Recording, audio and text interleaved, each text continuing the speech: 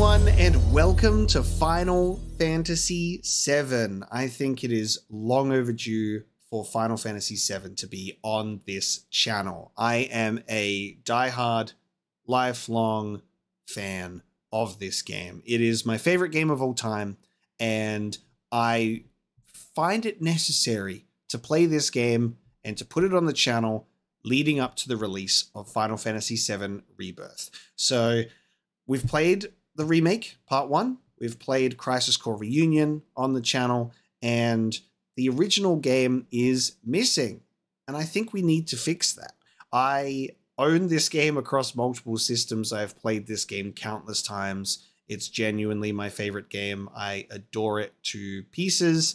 And the remake is exceptional in its own ways, and Rebirth is right around the corner as well. So we just have a lot to look forward to in terms of Final Fantasy VII, and I wanted to celebrate by doing a Let's Play of the original game on the channel. So just to cover some base things before we get into the playthrough, you'll notice the main menu looks a little bit different, and that is because we will be playing a modded Final Fantasy VII experience visually. There will be visual tweaks, but it will be the vanilla gameplay experience. So we're not going through like a new threat thing. We're not changing any story elements. All of the balancing, all of the gameplay is as is. And then it's just going to have some visual upgrades because, like I said, played this game a lot, so I'm happy to change things up a little bit and give a visually unique Final Fantasy VII experience on my channel.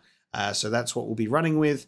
And while this will be a playthrough on the channel of one that I'm very, very familiar with, I will at least try my best to not dive into complete spoiler territory all the time, but I will give a warning that we're going to cover some stuff because I can't really remain tight-lipped about everything as much as I would love to sort of do that. I just think it's impossible.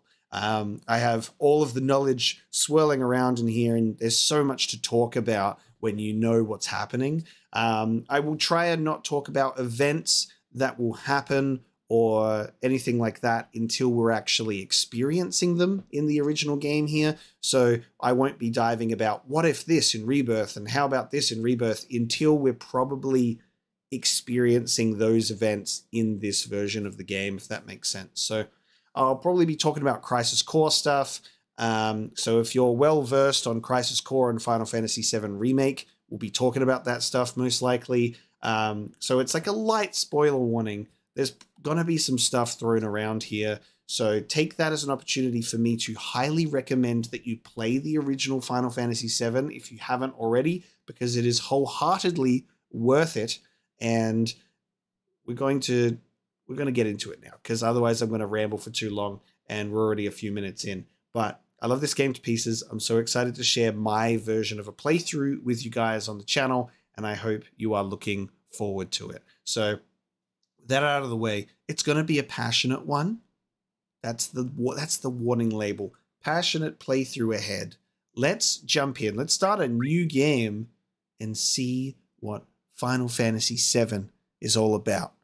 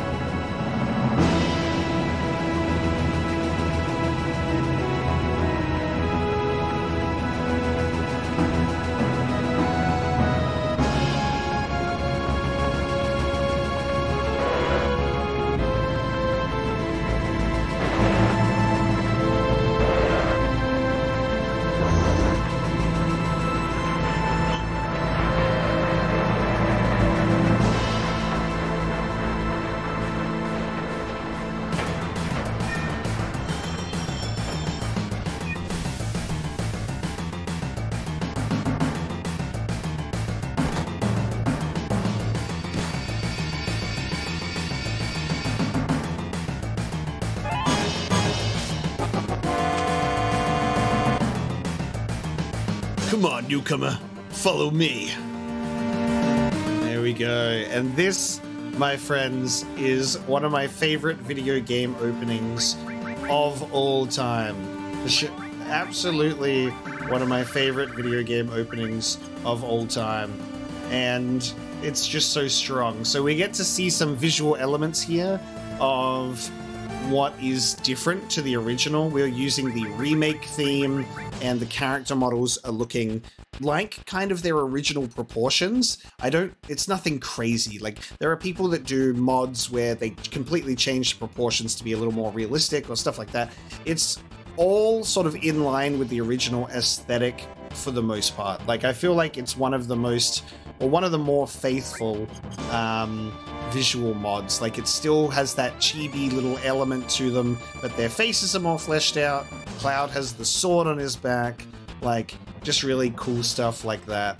That opening or never fails to just bring out such an emotion in me. The music, the visuals, and then the bombing mission track. It's just honestly amazing.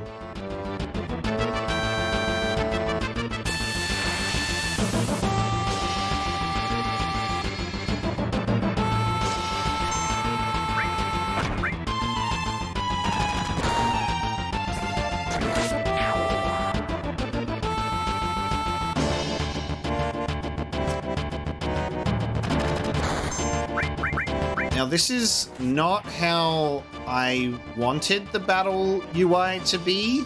Unfortunately, I think I selected something else, but something that is an issue with doing multiple mods at the same time is sometimes there's a little bit of conflict and they don't all get along very well. So as much as I want to have a very specific battle UI, which is not very different from the original one, there's some conflicting stuff there, so I might have to try and see if I can fix that. It's not the worst battle UI ever, but it's not my preferred one at all. Wow, used to be in Soldier, huh? Not every day you find one in a group like Avalanche. Soldier? Aren't they the enemy? What's he doing with us at Avalanche? He was in Soldier, Jesse, but he quit, is with us now. I didn't catch your name. Be running with the normal standard names for this playthrough. Maximum immersion in that sense. Cloud. Cloud, eh? I don't care what your names are. Once this job's over, I'm out of here. The hell are you all doing? Thought I told you never to move in a group. Our target's the North Mako reactor. We meet on the bridge in front of it.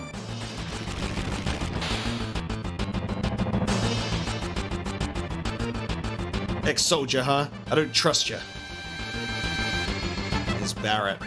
I love these character portraits too. They look really, really cool. These avatars.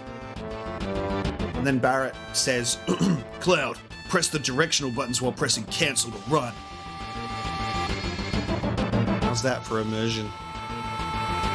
Oh, that shot. Iconic.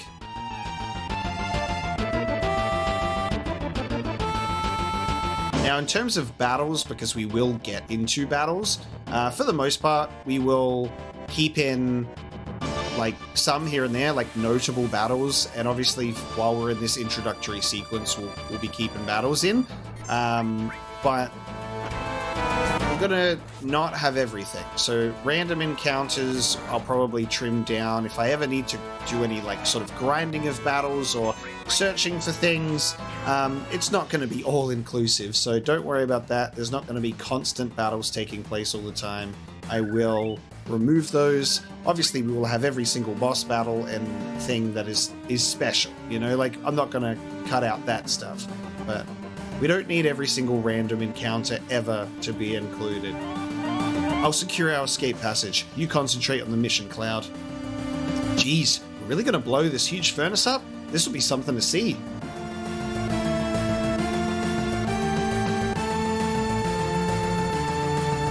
Yeah, there's just some beautiful things that really make a difference here.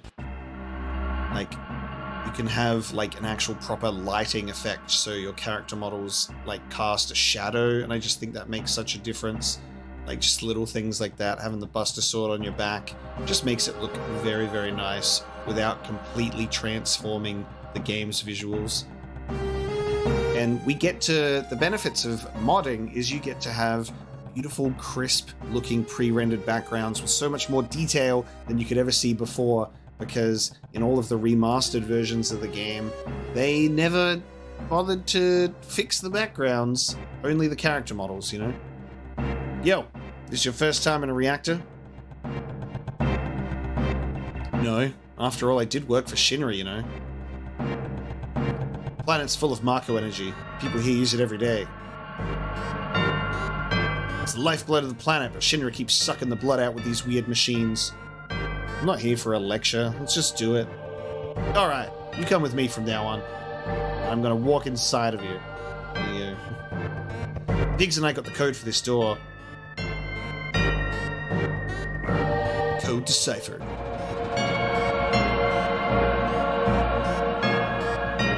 Think of how many of our people risk their lives just for this code. Code deciphered. Something as well is I have, this is like burnt into my memory, is the amount of times I've pressed new game on this game growing up as well. Just as a child, that screen with all of like the stars in the sky, like really struck a chord with me. I don't know what it was, but it was so fascinating. I was glued to the screen, and it honestly felt like, as a child, an eternity waiting for the green and waiting for the camera to fade down. Like, I would just rewatch the Final Fantasy VII intros as a child, just like on repeat for like Final Fantasy VII 8 and 10 as well. But 7 just brought about a really special feeling, just that absolute slow hype building, the camera pulling out of Midgar, showing the full city. Just so impressive, right? So impressive. Push that button over there. And we're going to talk about sort of multiple things here in this playthrough, because I want this to be a very passionate one that we like talk about things and share our love for Final Fantasy VII. So while this can be something that new players to the game can hopefully watch along with, I want, you know, that passionate discussion is tell me your Final Fantasy VII memories. Tell me about your experiences, because I would love to hear about that as well, because it's a really special game. And we'll also talk about things like comparing things to the remake in terms of what they've done, they've expanded on, added, taken away from even. All of those kinds of things, we'll talk about it, because one of the prime examples of differences between the original game and the remake is there is a slight change in art direction, in a sense where a lot of it is more modernized and updated in a way that I think they didn't have to do. One of the prime examples is this elevator. Looking at this elevator and like just how it feels, right? The atmosphere of it, like the neon of the lighting here, and you see like the purple and the blue lights reflecting in all of this like cobbled together, like there's like wires everywhere. There's this random valve thing. Like none of this stuff in the elevator really looks like it makes a whole lot of sense, but I love the aesthetic of this. But then the elevator in the remake is just very standard. It's very clean. It's like a very like, you'd think that it would be an elevator that you'd see in like more of like a government building, and it's government property. It's a government building. In the remake, it maintains that sort of aesthetic, but there's an edge that I think gets lost of like sort of like the grimy, dirty, technological aspect of Final Fantasy VII's diesel punk, if you will, that it does get lost in the remake. As much as they do expand on some things and show some absolutely gorgeous visuals that maintain the aesthetic of the original, stuff like this, like I feel like is that extra flavor that's missing. Little by little, the reactors will drain out all the life, and then that'll be that. It's not my problem. The planet's dying, Cloud. The only thing I care about is finishing this job before security and the robo-guards come.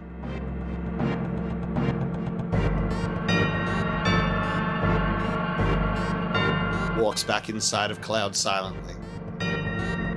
That's something that I liked that they improved on in Final Fantasy VIII. The characters actually looked like people with correct proportions, but the party members followed you around. Sometimes that would look silly in its own way, but, you know, better than the characters walking inside of you and disappearing. Now, how this UI is supposed to look is the names are supposed to be on the left-hand side, I think, and the menu is still supposed to have the blue boxes, and the ATB and the limit and the barrier stuff is not, like, all crumpled up together. I think it's split into two, but they're just next to each other. So I'll definitely try and fix the battle UI. I definitely should be able to, but I can stomach it for now. I will continue to tweak.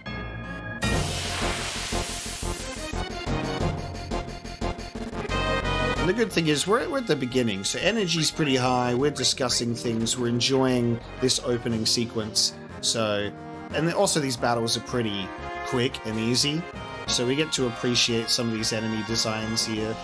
And as you can see, we're running a mod in Battle that uses the Tetsuya Nomura character design artwork for the models, and I think it looks perfect. Like, it looks so good, it fits so well, because it's artwork that was created for this game, for this world, back in the 90s. It works so well in that regard. And even the enemy designs have that similar style as well. You'll notice some of them have a lot of improved texture work on them, which is really nice. Push OK on a ladder to go down. Thanks, Jesse.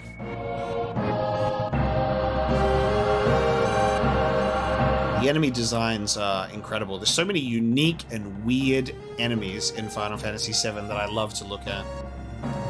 Push OK in front of a ladder to grab onto it, then the directional button to climb up and down is all she's got to say. Giving us fourth wall breaking dialogue.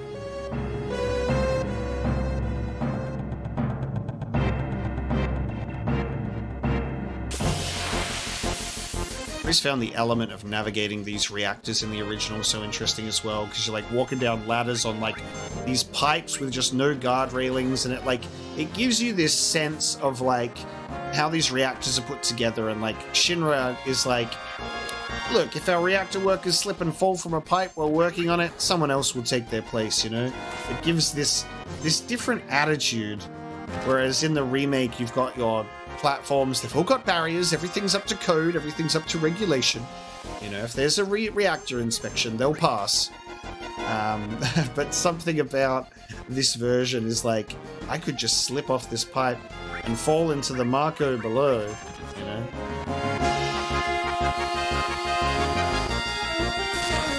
As you can see, all of the spell effects and all the visual effects have all been updated as well, so everything is just really sharp and nice quality. And that's why I feel like it's a nice way to play in this version. It's just as close as you can. It's how you remember it in your mind when you think about the game. It's like, this is how I remember the game when I was a kid, right? I actually think Final Fantasy VII's visuals and aesthetic is so memorable and so iconic, even in its really basic form of like the original PS1 game, everything looking very blocky.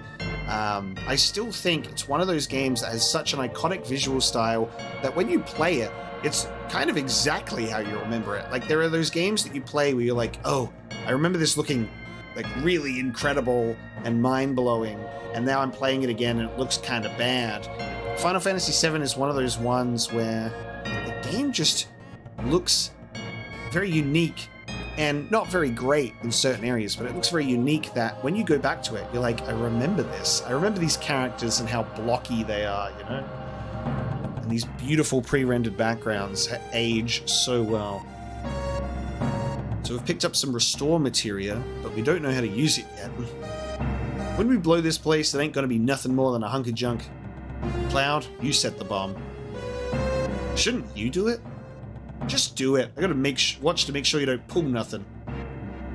Fine, I'll do it.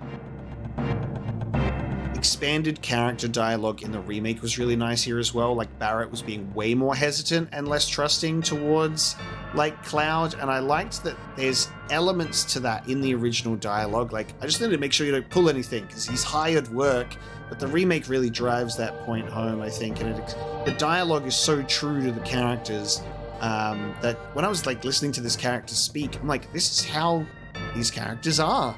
Like, everything lines up in my head of how these characters work and their personalities and everything. In the remake, it just translated so nicely, which is something that the compilation of 7 didn't do very well for a lot of things. But the remake nailed it. Watch out!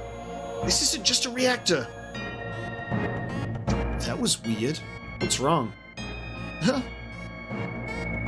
What's wrong, Cloud? Hurry it up. Yeah, sorry.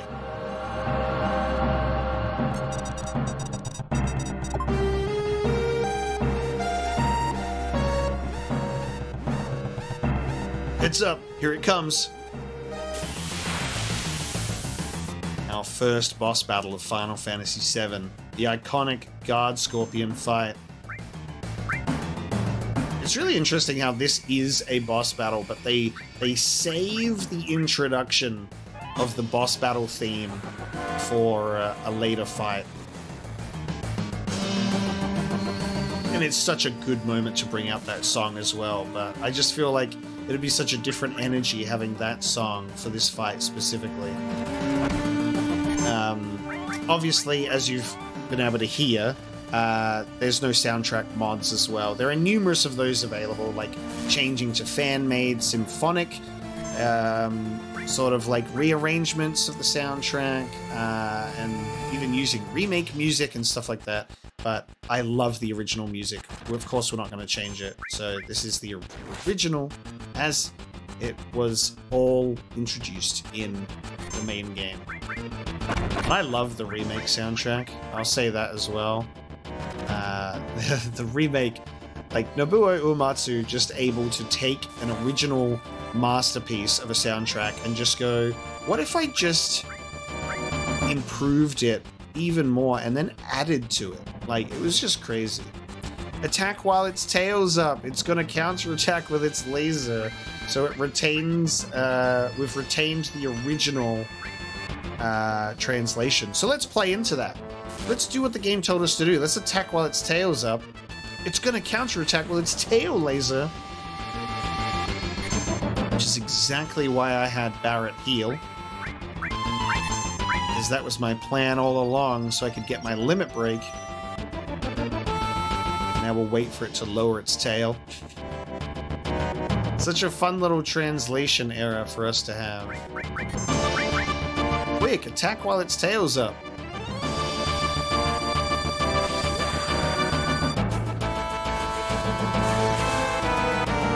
That would have been a nice cinematic finish. Let's see if Barrett can get his limit. I feel like it's close to defeat.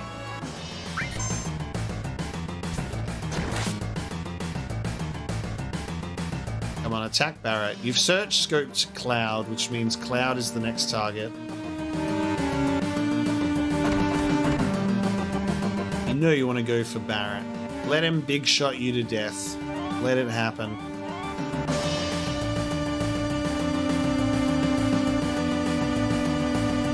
Oh, I think you're going to search Cloud again. Okay.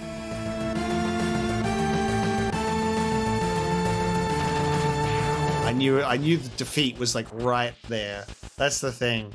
It's like, I've fought this boss so many times and it's like, you'll be dead in a second. And I was hoping for a cinematic finish, but that's okay. The assault gun. Come on, let's get out of here. 10 minutes to detonation. First things first, though, we got an assault gun. So what should we do? Chuck that bad boy on. And something that's really cool about this version is all of the weapons will actually be modeled properly in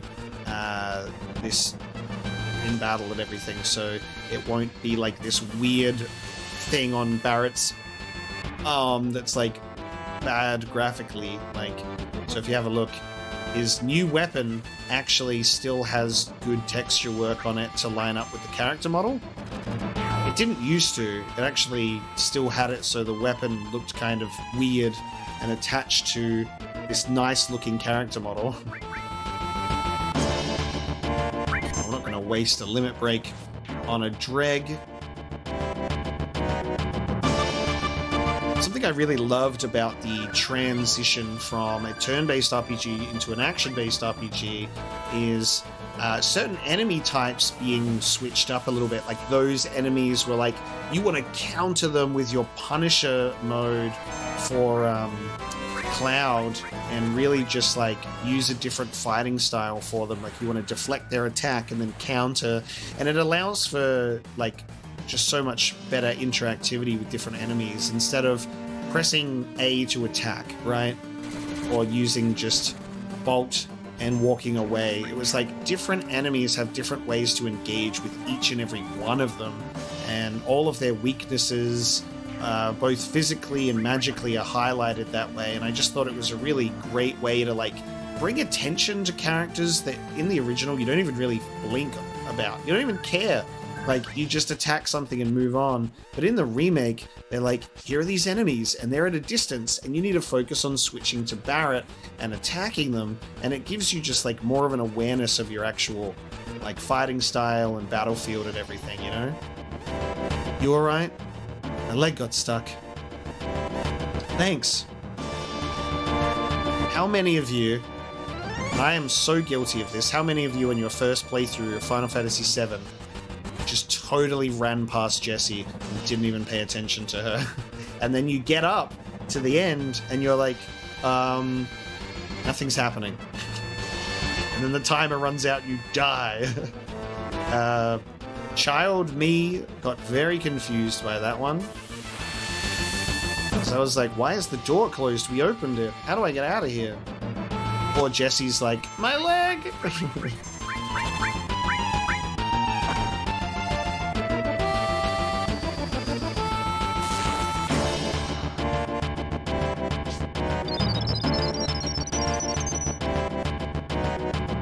There's not a single sound effect in this game that isn't burned into my brain. And every single one of them is so good. It's just like one of those games that's so nice to just listen to on every level. Some games have really irritating like user interface sound effects, or just bad sound effects in general. I could listen to all of the sounds of Final Fantasy VII on repeat. Let's go! There we go, because we need Jessie to open this door, because she has the code, because God forbid they share both codes between each other in case one of them dies on the mission or something, you know? Code decipher. Let's get out of here! It's gonna blow! 6 minutes to spare, look at that. And Cloud does a cool flip here in the remake.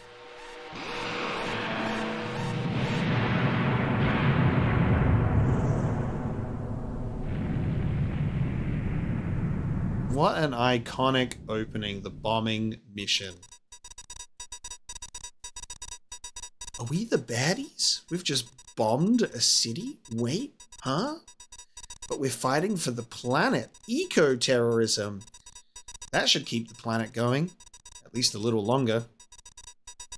Yeah.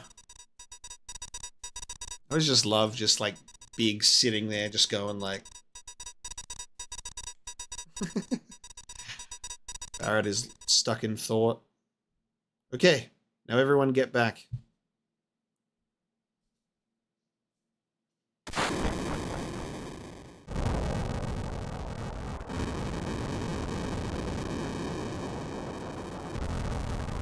This was something that fascinated me playing this as a kid as well, with these pre-rendered backgrounds, because I was just always amazed by like those visual effects of like the flame, like that explosion and stuff. It was so cool to have like this, the world around you feels so realistic at the time, you know, like these graphics of the environments was just amazing to me. And this was way back in the age of the CRT TV, right? So these games were built for those screens. Just the way that CRTs complemented PlayStation 1 graphics was just so good. Like, you'd play a game on a HD TV, and you're like, wow, look at all these pixels and everything, and it's like, looks all kind of crap.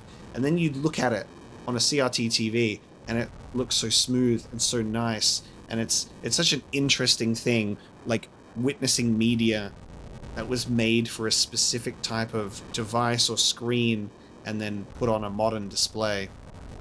Just how different it can look. It's all part of the feel, you know?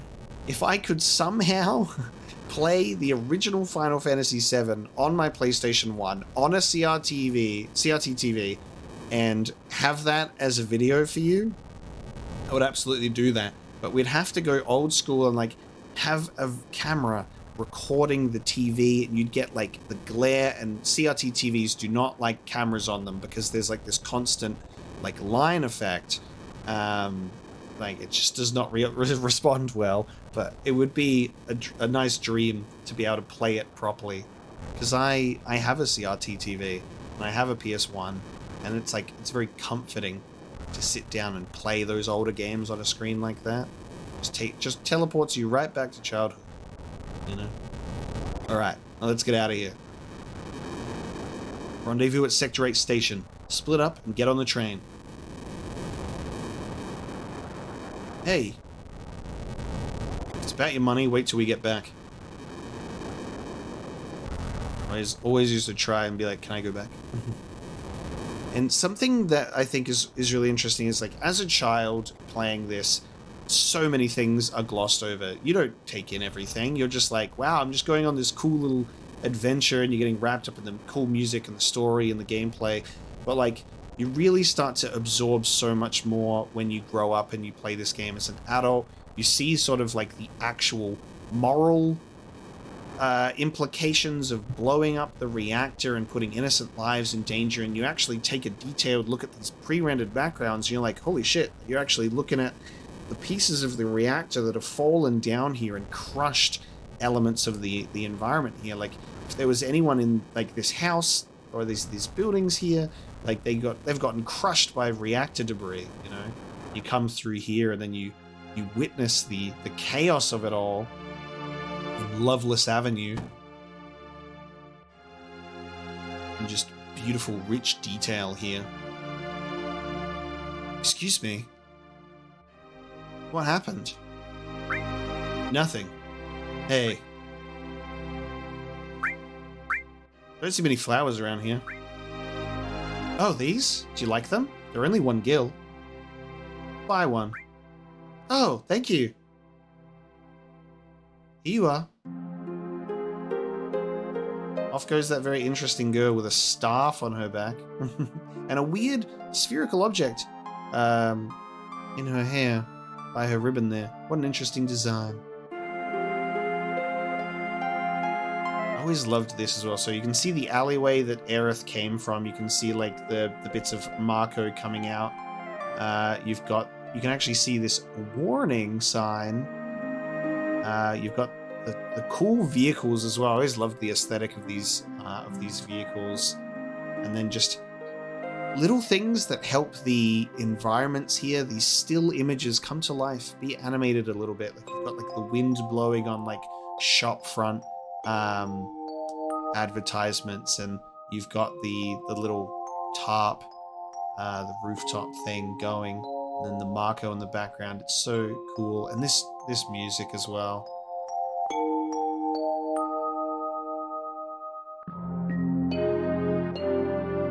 Just the people all running around with the same latest Midgar fashion of red shirt. Just what the hell's going on? Wonder what that is on the wall over there. Let's see. Don't be fooled by Shinra. Marco energy doesn't last forever. Marco is the planet's life source. The end is in sight. Protectors of the planet. Avalanche.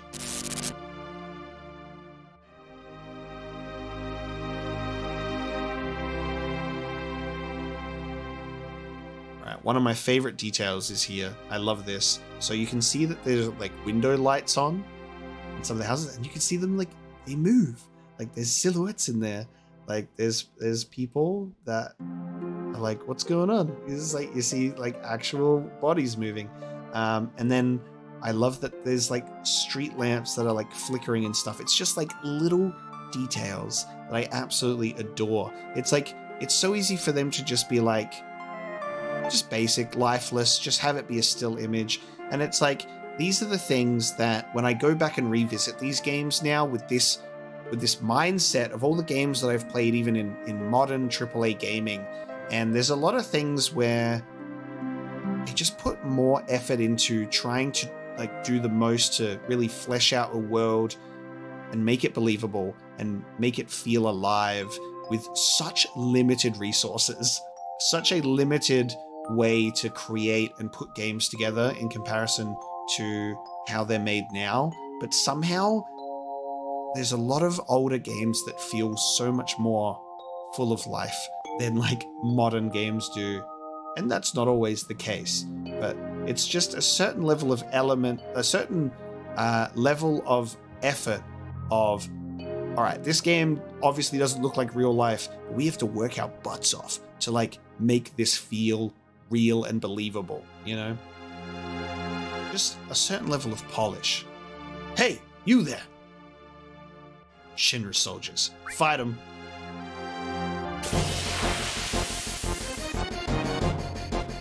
We've got a limit break. Of course we're going to fight them.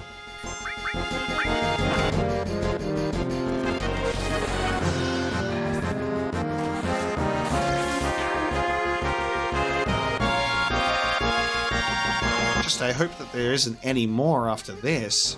That would be too much.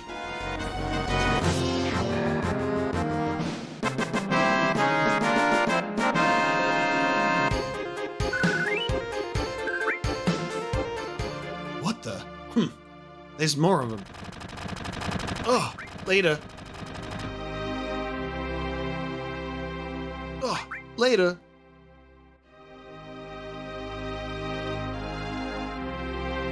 That's as far as you go. I don't have time to mess around with you guys. Enough babbling. Grab him.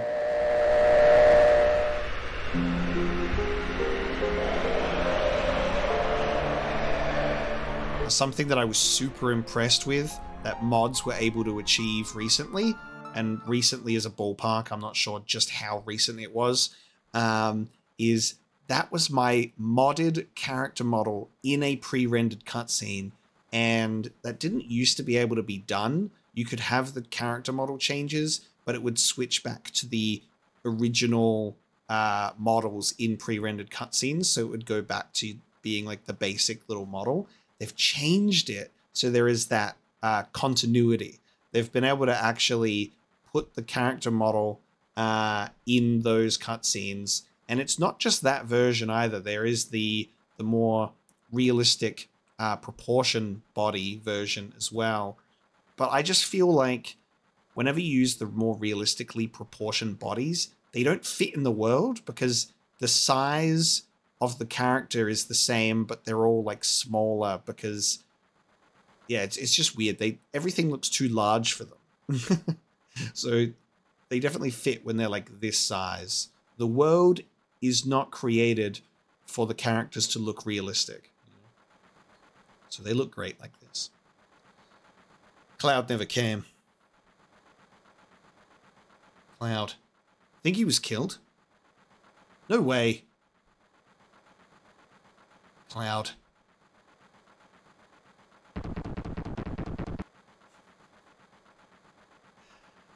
Love that they were like, what was that? Say, do you think Cloud's gonna stay on and fight for Avalanche? How the hell would I know? Do I look like a mind reader? If you all weren't such screw-ups. Hey, Barrett, what about our money? Ugh, nothing. Sorry. Ah.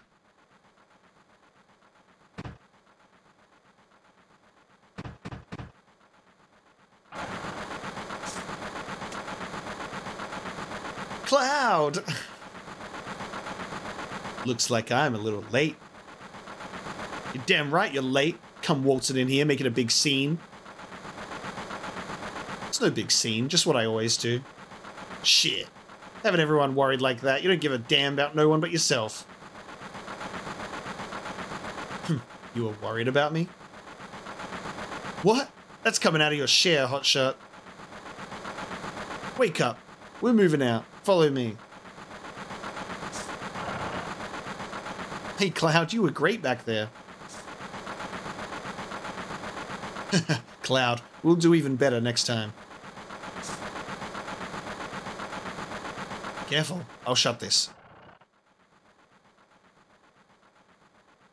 Oh, Cloud, your face is pitch black.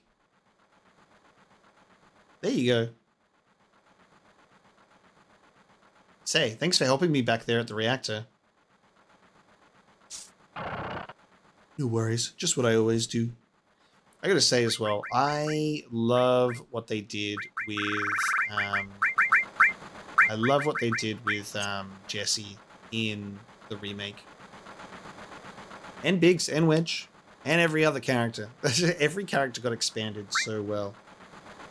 Might keep the cursor on memory, and try and customize the controller. Because I always want to change this.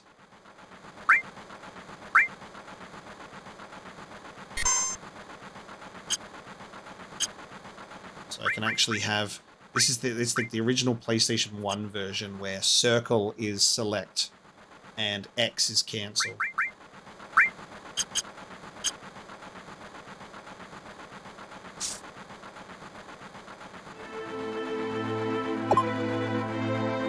Last train out of Sector 8 station. Last stop is Sector 7 train graveyard. Expected arrival is 12:23 AM, Midgar Standard Time.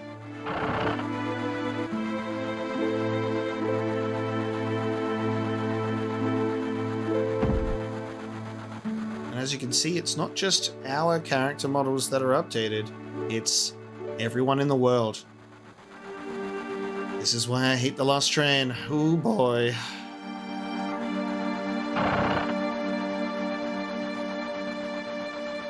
Huh? This is my house, so make yourselves at home. You see the headlines in the Shinra Times? The terrorists that bombed the #1 reactor are based somewhere in the slums. Blowing up a reactor. They sure put some thought into this one. They must have a real calculating leader. I wonder what they'll do next. My favorite detail here is when you talk to this guy and he says, they must have a real calculating leader. Look at Barrett, because he did this the first time and he'll do it every time. Look at Barrett's reaction, because he's the leader of this group. Barrett actually, like, looks at him. Like, he acknowledges, like, the dialogue about him being called a calculating leader. I love that. Stop acting like a damn kid. Sit down and shut up. I feel like that's Barrett talking to me directly, just being so, like, ooh, look at all this stuff. Did you know that Aragorn broke his toe? This train hasn't switched to security mode yet. I'm sure that'll change by tomorrow. Someday Avalanche is going to be famous, and me too. Hey Cloud, you want to take a look at this with me? It's a map of the Midgar rail system. Let's look at it together. I'll explain it to you. I like this kind of stuff. Bombs and monitors, you know, flashy stuff. I'm not like other girls. Okay, it's about to start. Now, that screen has not been updated visually. That is pixelated to fuck. But we love it regardless, and we support it in its pixelated endeavors to be a complete model of the city of Midgar. It's about a 1/10,000 scale. The top plate is about 50 meters above ground. Now think about this, right? The top plate being 50 meters above ground. And then you play the remake and you're like, whoa, like it's so much bigger than 50 meters, right? Maybe in Final Fantasy VII's Midgar scale, you know? But in the remake, they're like, this is a fully fleshed out mega city. It's not 50 meters above ground. A main pillar supports the plate in the center, and there are other support pillars built in each section. Oops. The number 1 reactor we blew up was in the northern section. Then there's the number 2, number 3, all the way up to the number 8 reactor. 8 reactors provide Midgar with electricity. Each town used to have a name, but no one in Midgar remembers them. Instead of names, we refer to them by numbered sectors. That's how things turned out. Phew. Look what's next. Look! This is the route the train is on. The route spirals around the main pillar. We should be coming around the center right now. Each checkpoint has an ID sensor device. It checks the identities and backgrounds of each passenger on the train and is linked up to the central data bank at Shinra headquarters. Definitely looks suspicious, so we're using fake IDs.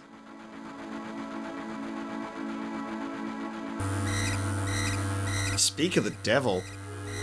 That light means we're in the ID security check area. When the lights go on, you'll never know what kind of spooks will come out. Oh, creeps will come out. I swear it used to say spooks. It's Mandela affected myself already. We're almost back now. What a relief. Something that's also... This is a new thing for me, is... this is going to be my first Final Fantasy VII playthrough that I've done where I'm voicing the dialogue, right? Like, I never say this stuff out loud. I never voice the characters in different ways. Like, it's going to be an experience for me to do a game that I'm so very familiar with, but in a Let's Play format, it's so strange to me, but exciting at the same time. And with that in mind as well, we're going to attempt and basically succeed to not 100% the game, but as much as possible. We're going to do everything, explore and experience everything as well, because there's just so much to uncover in the PlayStation 1 Final Fantasy games that I absolutely love to experience, and we will be doing that. Look, you can see the surface now. The city don't have no day or night. If that plate weren't there, we could see the sky.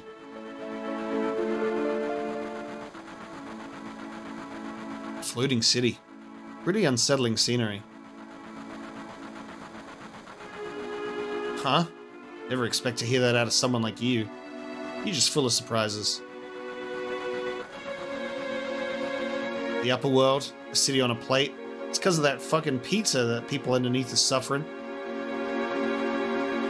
The city below is full of polluted air. On top of that, the reactor keeps draining up all the energy. Why doesn't everyone move onto the plate? Dunno. Probably because they ain't got no money. Or maybe because they love their land, no matter how polluted it gets. I know. No one lives in the slums because they want to. It's like this train. Can't run anywhere except where its rails take it.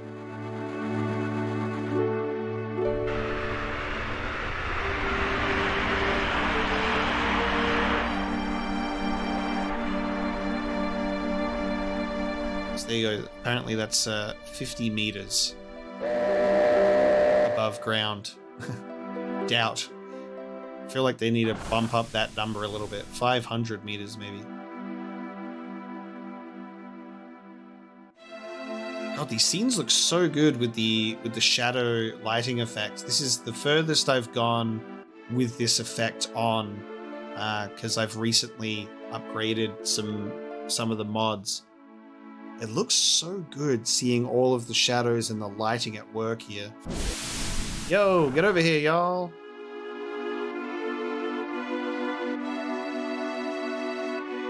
And you've been a train man as long as I have. You see a lot of people and a lot of lives.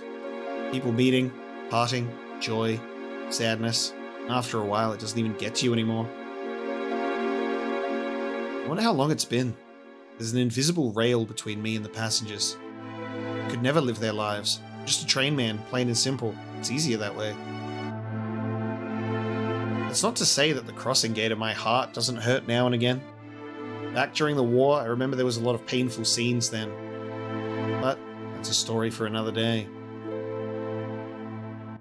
First train leaves Midgar at 5:04 a.m.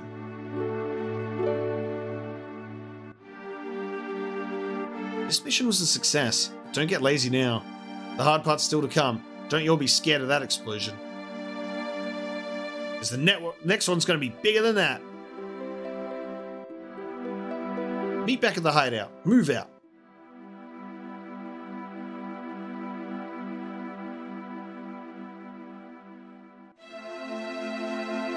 I'm not letting you go tonight, baby. Wow. Isn't there somewhere we could go to be alone?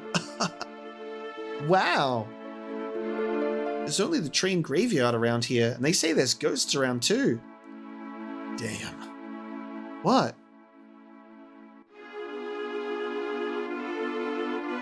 I ain't fucking near no ghosts.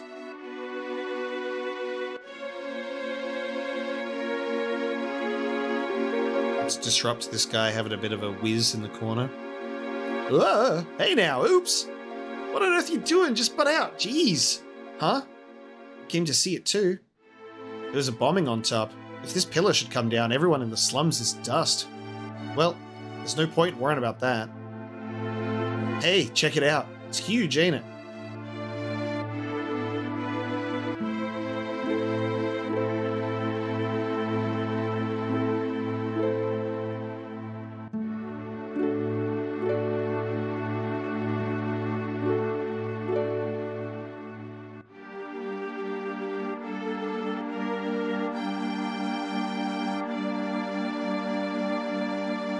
Really give you such a grandiose, like, slow scale. They're like, look how tall this stuff is.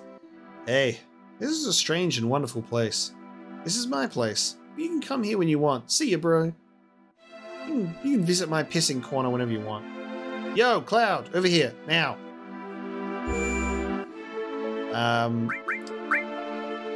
Lovely.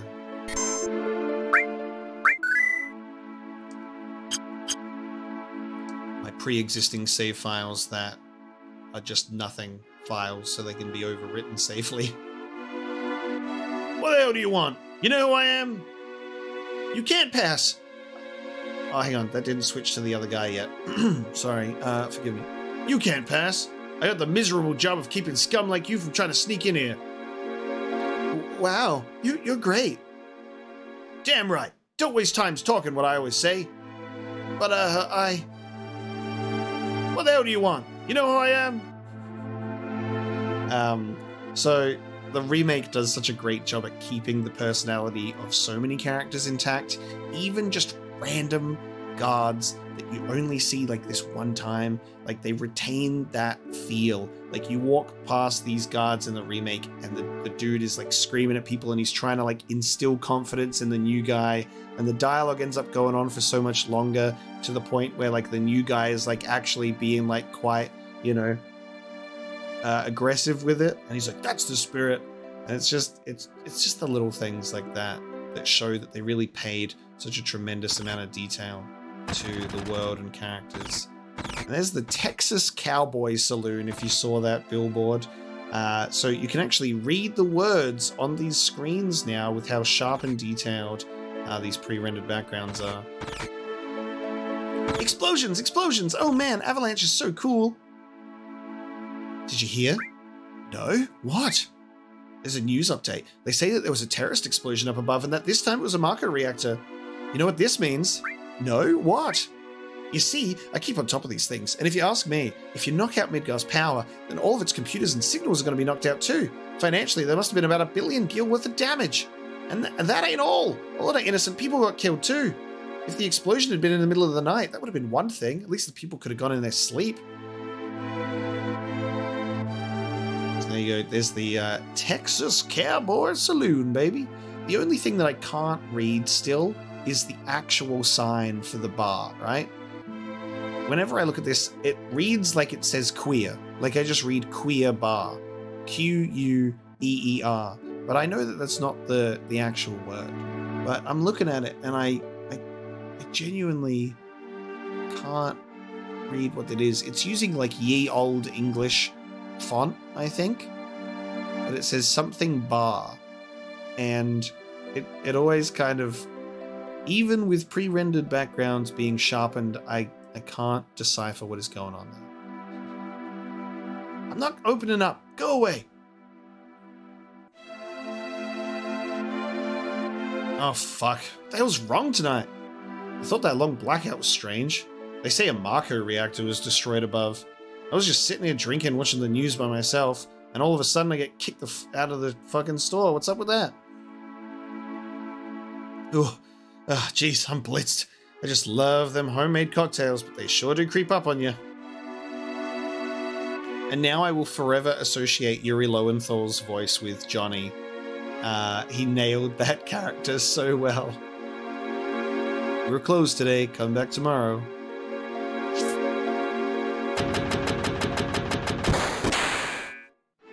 Hey, what the? You?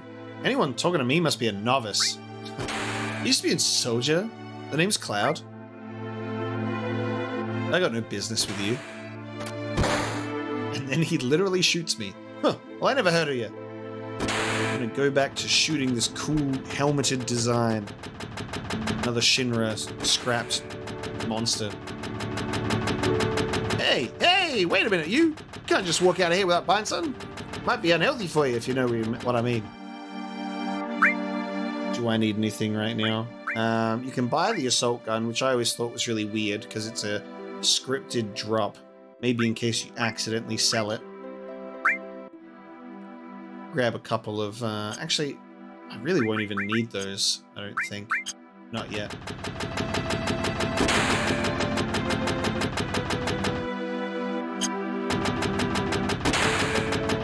You dried up old geese. You tired? Why don't you rest up on the 3rd floor of my house? There's just one condition. You gotta give me some cash. Nothing. Cheap ass. We can at least take a look around.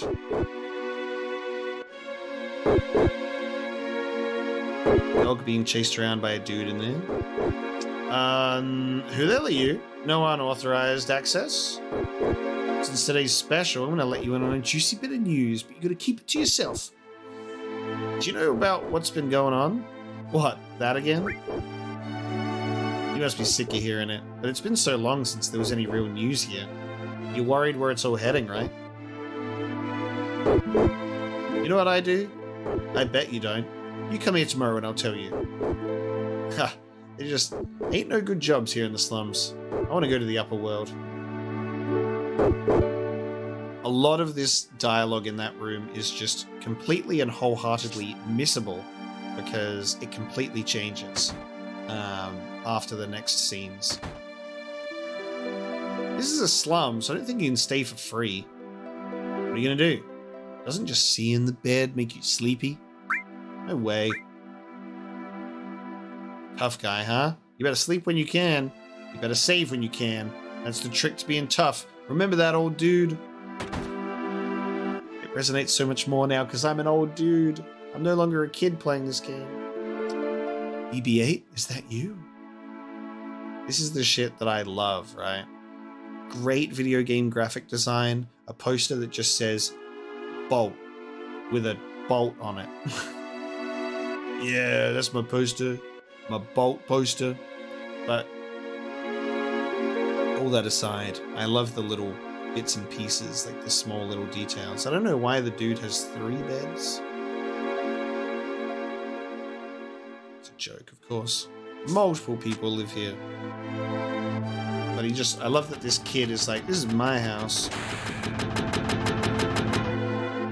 Yeah, that dialogue with that group in there will be different tomorrow, so I just wanted to experience that. Okay, go on ahead.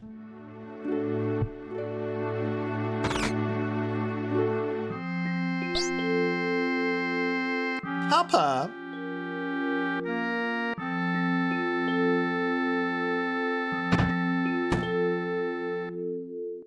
Look at that pinball machine and how you can actually see what's on it. Marlene, Aren't you going to say anything to Cloud?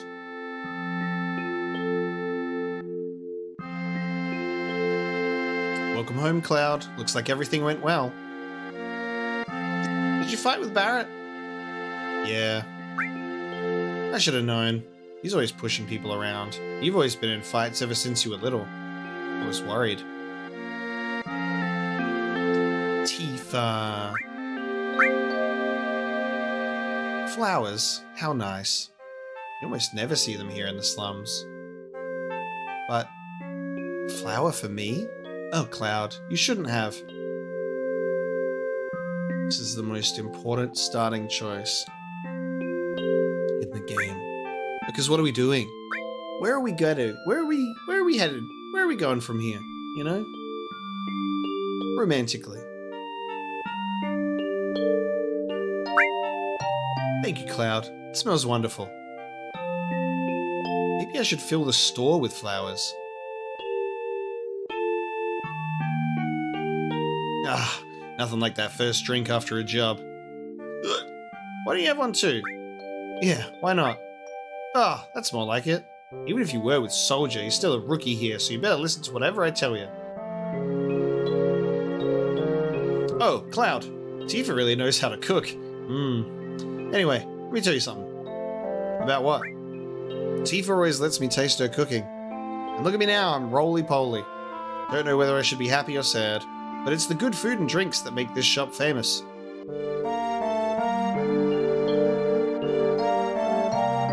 Hey, Wedge, you're getting all excited. Stop making such a mess. Jessie's just like rocking nervously because she's like, I just blew up a reactor. Sorry, Cloud. Marlene seems a little shy. Draft beer, and then you've got Texas.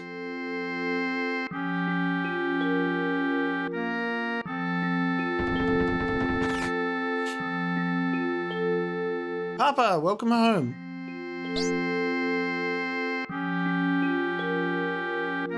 You alright, Barrett?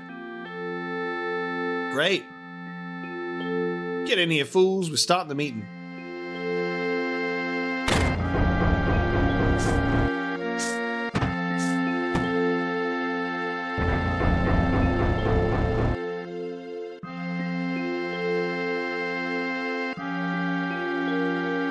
Sit down. How about something to drink? Give me something hard. Just a minute. I'll make one for you.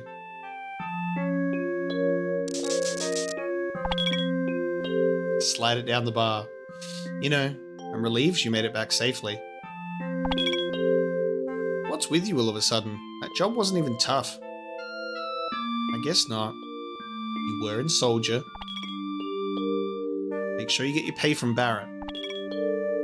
Don't worry, once I get that money, I'm out of here.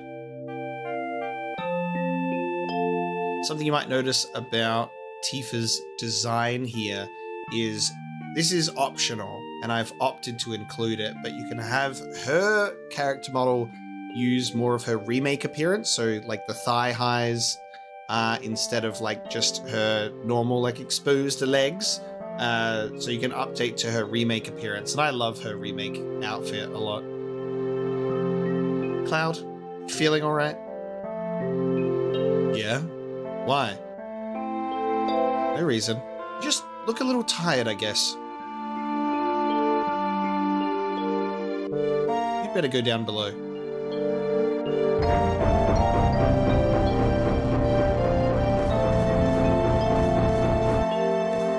This is the beginning of the Final Fantasy VII and Final Fantasy X crossover connected universe.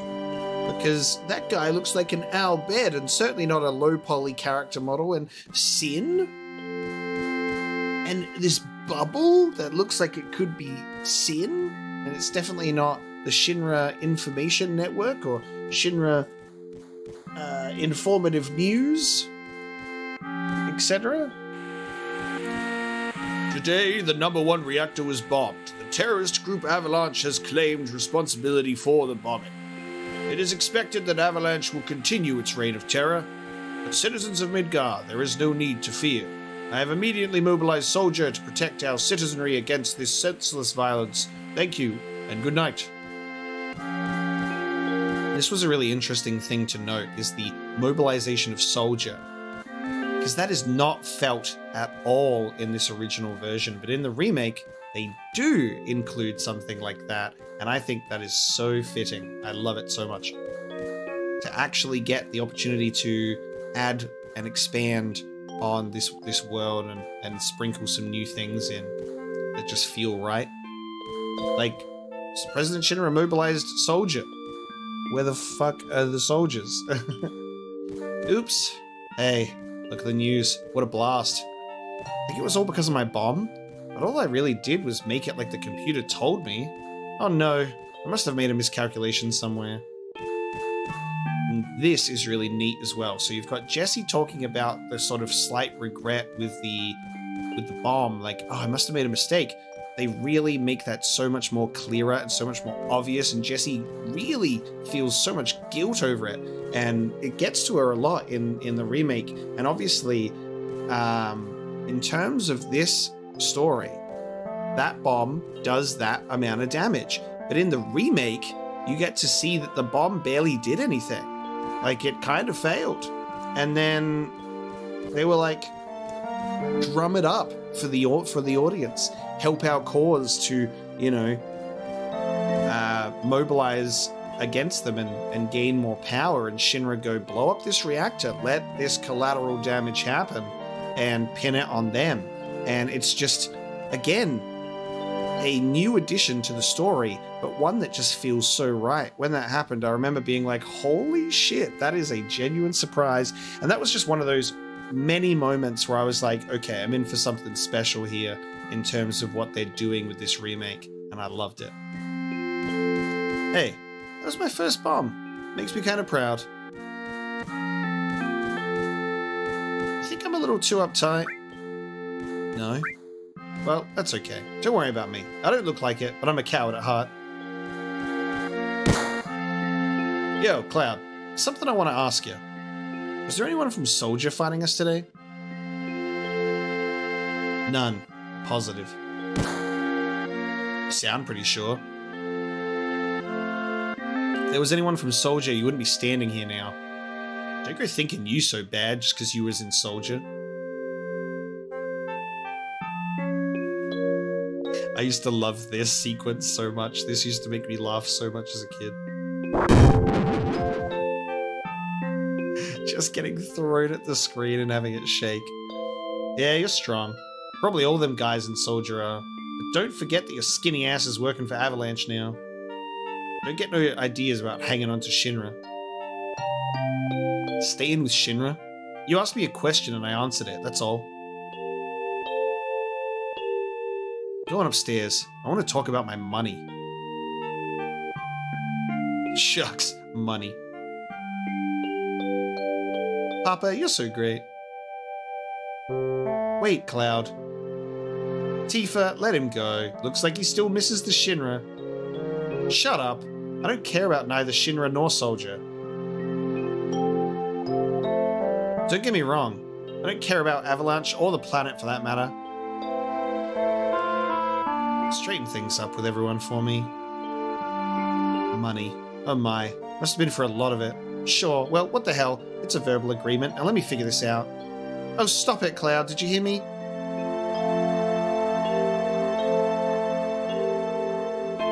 Shucks. Money. Cloud. You say you don't care, but you came to talk to me. Cloud, you just want friends. Isn't that right? Blow off. Yeah, well, you look kind of lonely to me. If you ever get anything you want to get off your chest, you can always talk to me. I love that red and white Avalanche poster on the back wall as well. Just stuff that's like tucked away in the back for you. Listen, Cloud, I'm asking you, please join us. Sorry, Tifa. Anna is dying. Slowly but surely, it's dying. Someone has to do something. So let Barrett and his buddies do something about it. It's got nothing to do with me. So, you're really leaving? You're just gonna walk right out ignoring your childhood friend? What? Sorry. You forgot the promise too. Promise? So you did forget. Remember, Cloud? 7 years ago.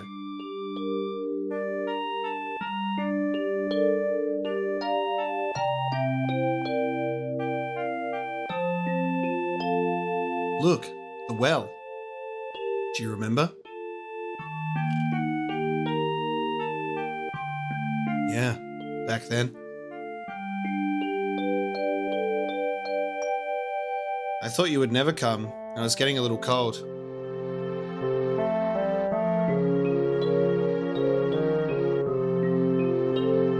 This is something that I always found hilarious about this scene as well. Like, the differences of this scene in this graphical style compared to how it is in, like, the remake is Cloud looks like he's like 5 years old here, right? Whenever I would experience this scene as a kid, I thought that, like, Cloud was literally, like, in a 5 to 10-year-old range. And it's just so funny how he's a teenager. I'm here. You said you wanted to talk to me about something? Come this spring, I'm leaving town for Midgar. And by the way, this still didn't ring any alarm bells for me. 5 to 10 years old, leaving town. I was like, damn, these kids, they be leaving early. They be just flying the nest in fantasy world, you know?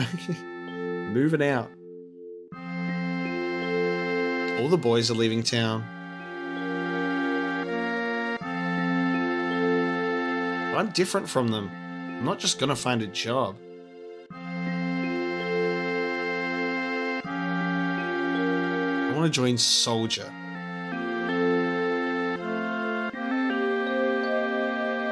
I'm gonna be the best there is, just like Sephiroth. Sephiroth, the great Sephiroth. And yes, I still, to this day and age, will struggle to sometimes pronounce Sephiroth correctly. It's hard, because there's a PH and a TH in there, so it's like Sephiroth, but it's the other way, it's Sephiroth. Like, it's still hard for me to say. It's just one of those names. Even when it's said by the voice actors, it feels like they're really struggling to get that one through. Like, you're like, how many takes did it take for them to say Sephiroth? Great Sephi? I love Cloud's little ponytail as well.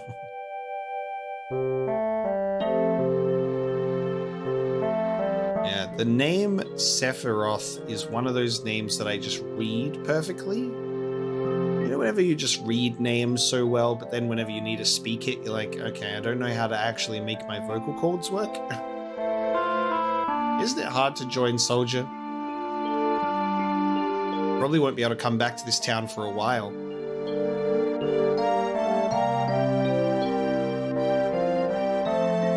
Huh?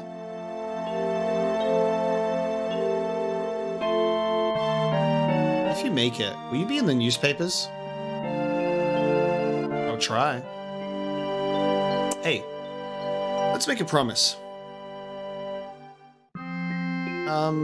If you get really famous and I'm ever in a bind, you'll come save me, alright? What? If I'm ever in trouble, my hero will come and rescue me. I want to experience that at least once. What? Come on, promise me. Alright, I promise.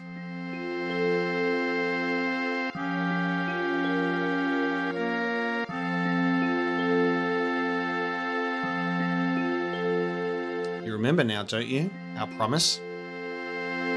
I'm not a hero and I'm not famous, so I can't keep our promise. But you got your childhood dream, didn't you? You joined Soldier.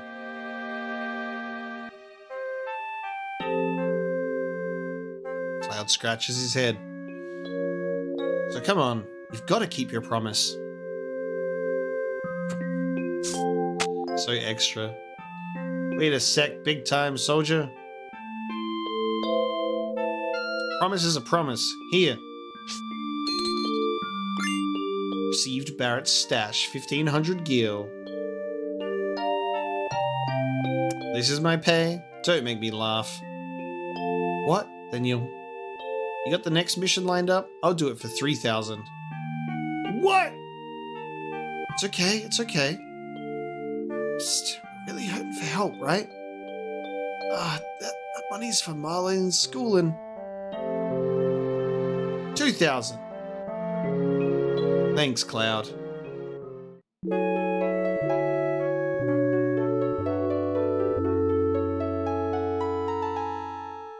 Sleepy time, good night music. Yeah, let's wake up. Sleeping with the sword at our back is surely comfortable.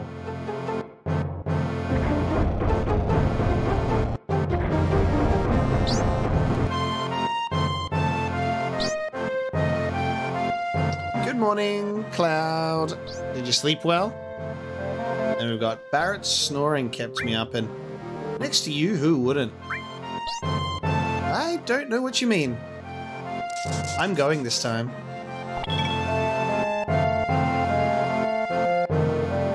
And this is definitely one of the more questionable things that the original game did.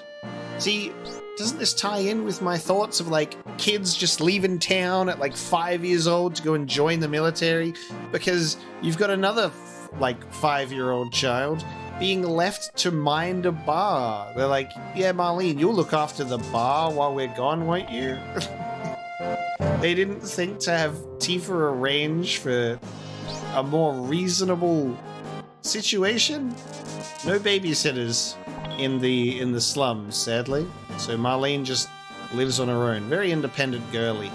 Our target's the Sector 5 reactor. Head for the station first. I'll fill you in on the train. Yo, Cloud. Before the next mission, I got something I want to ask you. I don't really know how to use materia. I'll give you that materia we found. Just teach me how to use it. You wouldn't understand. Ah, so this is what makes them guys in Soldier so great, huh? Okay, I'll ask Jesse again later, but you're in charge of the materia. Materia system. Access the menu and select materia to equip materia. Cloud, I got a message from the weapon shop man upstairs. He has something he wants to give you. Don't forget. Marlene, you watch the store while we're gone. Alright, good luck. Yes, so Marlene will watch the store. Now, we've unlocked the materia menu, so we can play around with stuff.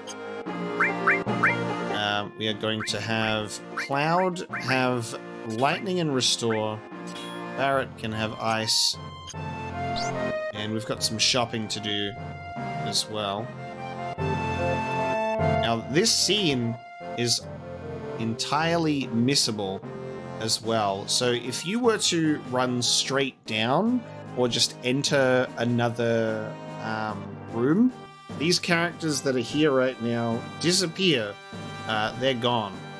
So this is one of those little moments where sometimes there are things in the world that are temporary for you to discover. And this is Johnny's farewell. I hope he doesn't get hurt. That worries me the most. Yesterday everyone in town was peeking at the two of you from outside the bar. Tifa's childhood friend. That's a good one. Ah, now I ain't got no one to pick on. I'm leaving. Going far away. But when I come back, I'll be a better man. This is goodbye.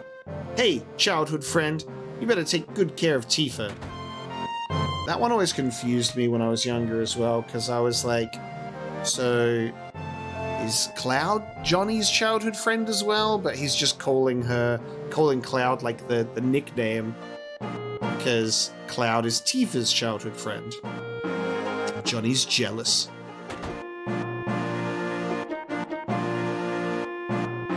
used to give us nothing but headaches when he was here, but now that he's gone, we kind of miss him. Strange, isn't it? Ha! Ha! I wonder if my son's already left. When it's just my wife and I here, you have no idea how lonesome it gets.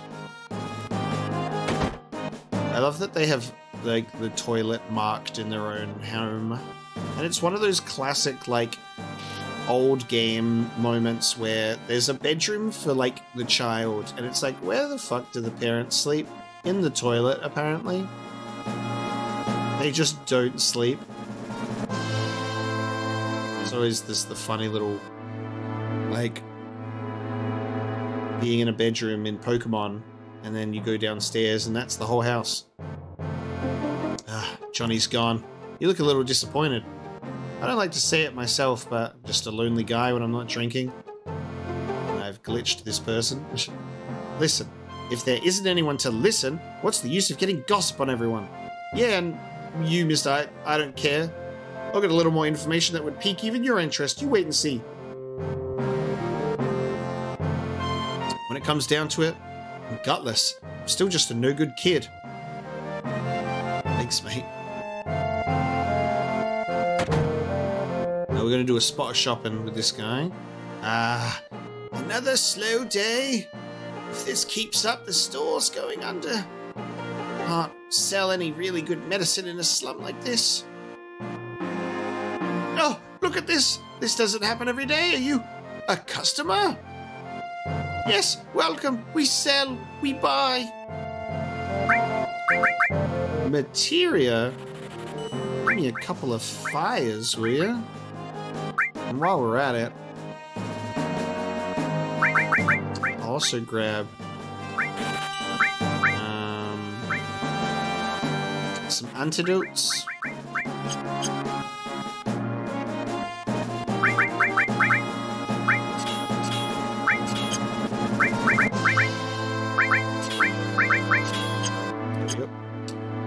Everyone's got the necessary materia. We should get some decent bangle upgrades automatically soon, so we shouldn't need to buy the iron bangles here. But now we'll check in here. So now this is open. Receive the ore materia. Hey, you got one right off. That was materia. Next, take this treasure chest. Received ether. Now listen, hidden in these treasure chests are a lot of items. There are box types and bag types. Make sure you don't overlook any. This is the beginner's hall. Say you're a beginner, but your eyes say you're not. Don't mess with me, I used to be in Soldier. I'll tell you how much I know, and for free too. And then, this is a nice little in-game tutorial on basically how the game works. We will just wing it, you know. First time playing, you know, blind playthrough. We'll wing it. This is the fabled save point. At a save point, you can use a tent and or select save. You can also do something else there, but right now it's a secret. Even if you're wiped out, if you've saved, you can restart from that same point. That way you don't have to worry when you've been wiped out. This is jumping ahead a little bit, but when you leave Midgar and you get to the world map, you can save anywhere you like. Remember that. Can't believe this game just spoiled the fact that we're going to be leaving Midgar. That should be all you need to know about the save point. Now, another thing, which is a childlike confirmation, I always was like, I wonder why the save point is a question mark. I'm like, I don't really get it, but sure. Little do we know, we grow up and then we look at it and you're like, oh, it's a save crystal with a C for cloud. But it's just shaped like a question mark.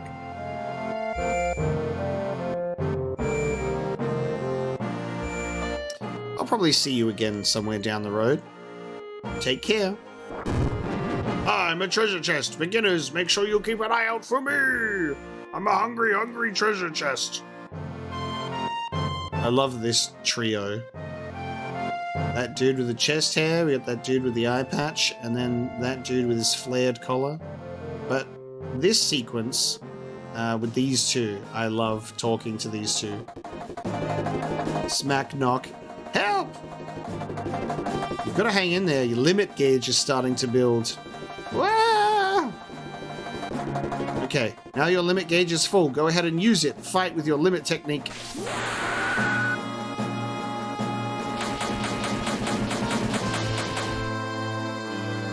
Great. Insinuating that children also have the ability of limit breaks is always funny. I just realized my cursor is on screen. Get that off. Yeah.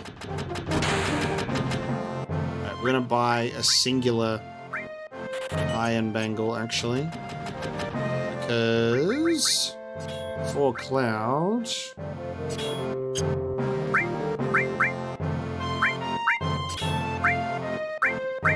We're gonna have his ability to cast Cure on everyone.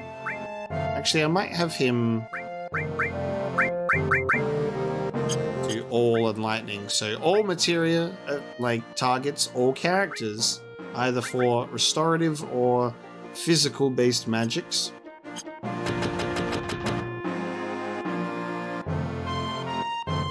And that is the Sector 7 slums. Time to move on to our next mission. Halt! No one's allowed to pass! You know, I got some tickets to Loveless. Do you want to go? What are you... Stupid? Midgar's under martial law now. Cloud, are you really concerned for me? Hell no. But in case you forgot, we're in the middle of a slum. They could be anywhere around, so stay on your guard. Right, you mean the avalanche? Don't you worry, soldier has been added to the police force. I didn't realize that that dialogue was in this game, because there is a famous R-word drop by Tifa, of all people, in a future mission. But it's in there again with that guard. So there it is. Caught me off guard, actually. I've had it, babe. Me too. You know, this is the first time we've ever agreed on something. Yeah. Well then, shall we? Yeah. And then they committed mutual suicide.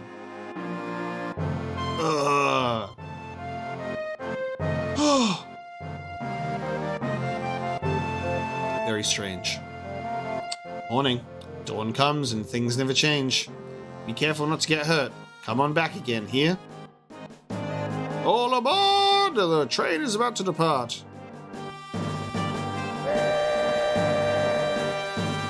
There you go. That was our Sector 7 experience. As much as possible. Yo! This ain't no private car, so split up.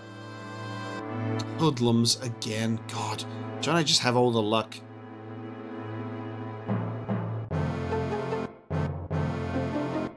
You say something? I said, you say something? Now look at that. It got empty all of a sudden. What's going on? Damn. It's empty because of guys like you. Yipes! You've seen the news, right? Avalanche says there'll be more bombings. Only devoted employees like me would go to Midgar on a day like today. You work for Shinra? Now this always makes me laugh because Barrett is doing his normal pose when he's holding his gun arm and shooting, but it's reversed in this scene, so he's holding his normal hand with the gun arm. I'm like, oh, my fist. I won't give it to violence, and I'm not giving you my seat either. Barrett? Shit, you lucky fuck. So, what are we gonna do now?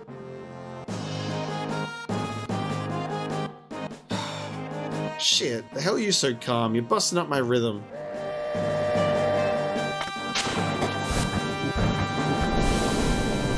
Looks like they just finished connecting the cars. We're finally leaving.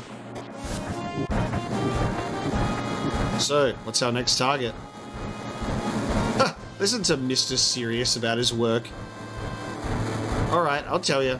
Jesse's probably already told you, but there's a security checkpoint at the top plate. It's an ID scan system checking all the trains. Shinra is very proud of. We can't use our fake IDs anymore. Good morning and welcome to Midgar Lines. Arrival time at Sector 4 station is 11:45. That means we've got only 3 more minutes to the ID checkpoint. Alright, in 3 minutes we jumping off of this train. Got it? Cloud, come over here. Let's look at the railway map monitor. Hmm? You're the only ones that'll talk to me or come to my house. I'm impressed. Yo, Mr. Know-It-All Big-Time Soldier, you want to know the area around the number 5 reactor, right? So let's hear your explanation.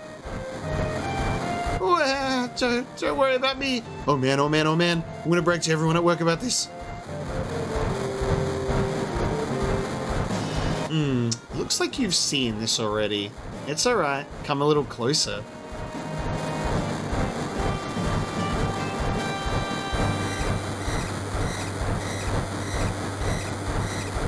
That's odd. The ID checkpoint was supposed to be further down. Type A, security alert. Unidentified passengers confirmed. A search of all cars will be conducted. Repeat. Type A, security alert. Unidentified passengers confirmed. A search of all cars will be conducted. What's happening? What's going on? We're in trouble. I'll explain later. Hurry. Get to the next car. Shit. Someone blew it. Unidentified passengers located in car 1. Preparing for lockdown. Let's go. Keep it up. Huh? You talk to me even now? I'm really impressed. Here's a little something as a reward. Received Phoenix down. Car 1, locked down. Upgrading to level 2, warning. Hurry! They're locking the door, sir. Unidentified passengers located in car 2, preparing for lockdown. Just run!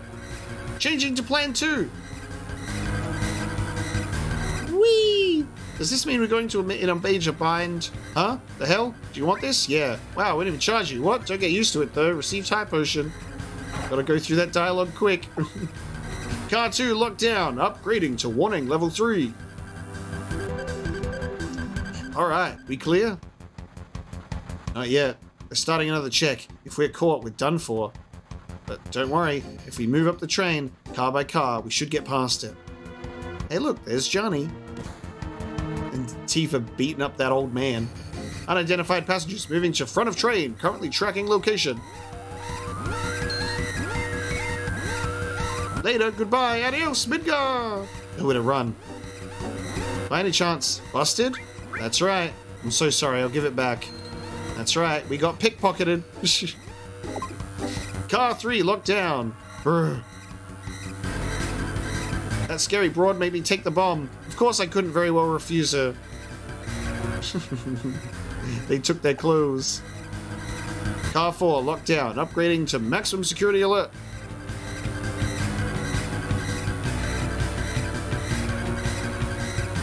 Alright, we made it.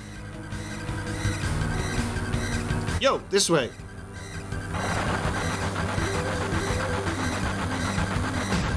Let's go. We're gonna dive out of here.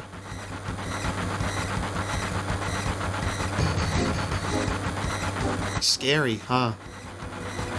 Too late for that now. Why'd you come along anyway? Because... Hey, you two. There ain't no time for that. It's me, Jesse. How do I look, Cloud? Do I look good in the Shinra uniform? You look great. Just like a man. Yay, I'm so happy. I think. Yo, ain't no time to waste. Do something.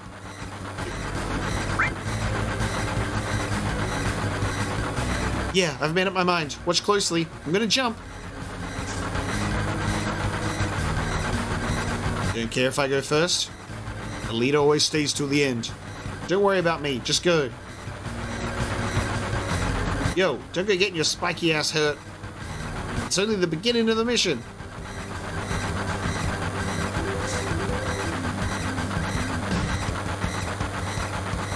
Later, you take care of the rest.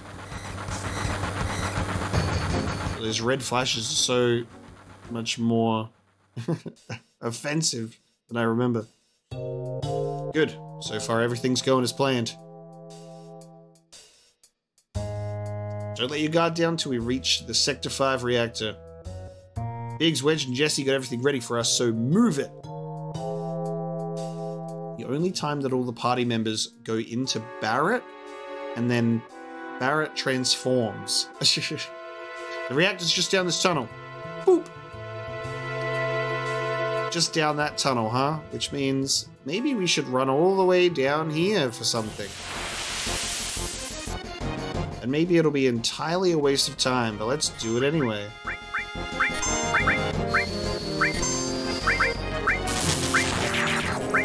Ooh.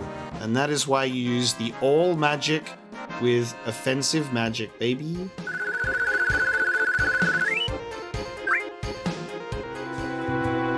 Just realized there's a little bit of an inconsistency with Tifa's field model and her battle model is you can't chuck thigh highs on her battle model there. So she takes her socks off when she fights, apparently.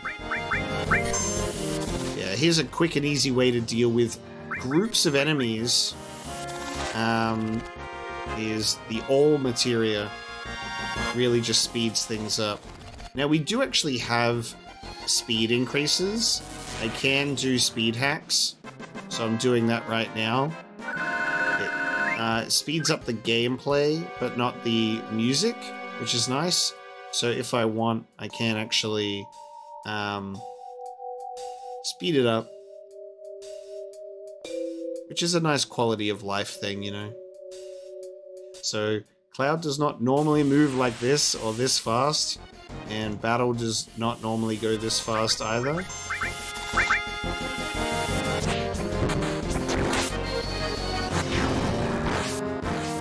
As you can see, magic is so much more effective against these guys.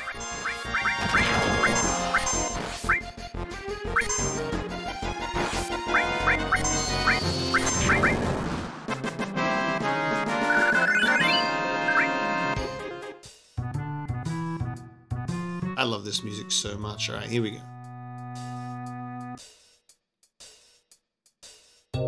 Just have to turn my speed back down. Shinra's security guards are there. I've got to turn back. Don't turn back. You're the Avalanche! Got some unique enemies here. Some red versions of these guards.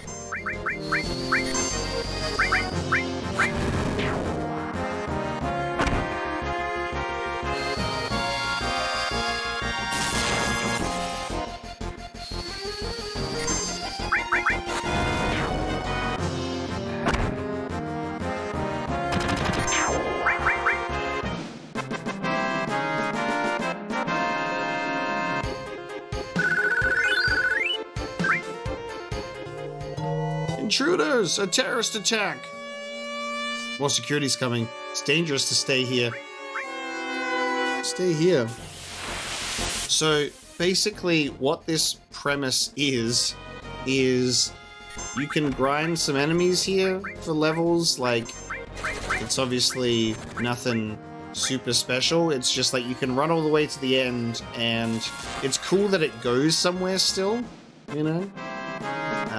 And you can just fight some enemies for some decent XP, if you want, and get some money as well. I think it's good to, like, get some money sometimes, because there's a lot of good items to buy. But that is that. And now I will speed hack my way back, because that saves so much time.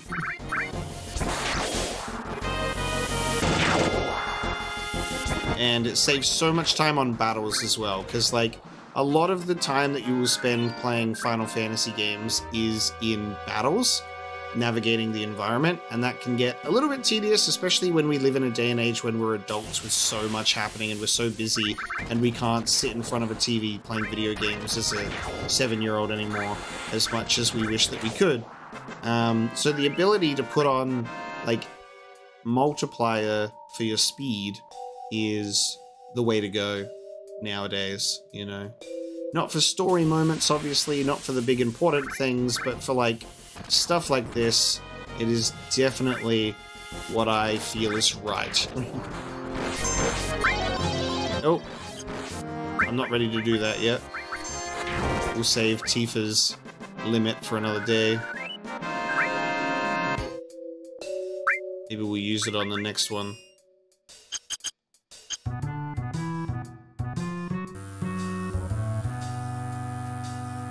Damn. Those light beams are the Shinra's security sensors. We can't go any further. Coming this far, only an amateur would get caught by a security sensor. Even though we went manually triggered that alarm down the bottom. That's one damn tiny hole. You're telling me to squeeze into that to get under the plate? No way. Yo, Cloud, what are we gonna do? We're just going down, baby. But damn, man, that thing gives me the chills.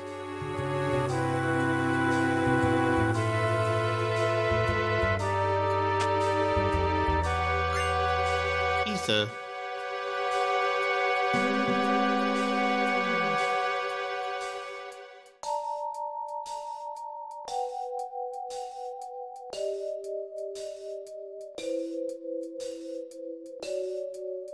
I have a Final Fantasy VII focused, but there is a bit of Final Fantasy 8 and 9 in there as well. And it's like this style of music, like this vibe and sort of attitude of like Final Fantasy 7, like all the slums, sort of like stuff like that, the underneath the rotting pizza tracks, like all of that kind of stuff. And that's, I put that in my headphones and I walk around when I'm like in my my city, and I'll like walk around and it like, I'm in my own world. I love doing that. I'll be like riding the train into the city, and we have a lot of train stations leading into the city that give me a very Midgar vibe. So I'm playing that music on a train. I feel immersed in Final Fantasy VII in my real life. And Wedge is sitting over here because there are multiple ways to enter the reactor here. We got 2 ladders. Cloud, this way. The reactor's up this ladder.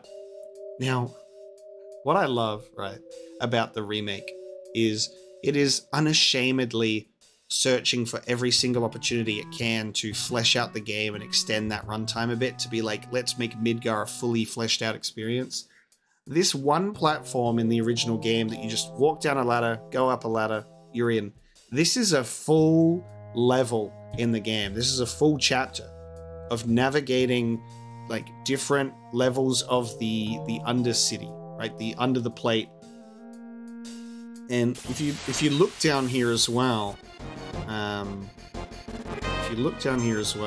you'll be able to see Tifa's asleep.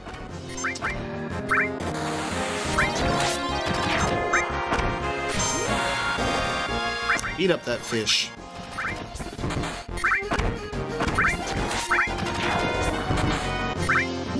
Obviously it looks much, much better in the remake, as it would, because it shows a lot more, especially on the PS5 version when they fixed and improved the textures.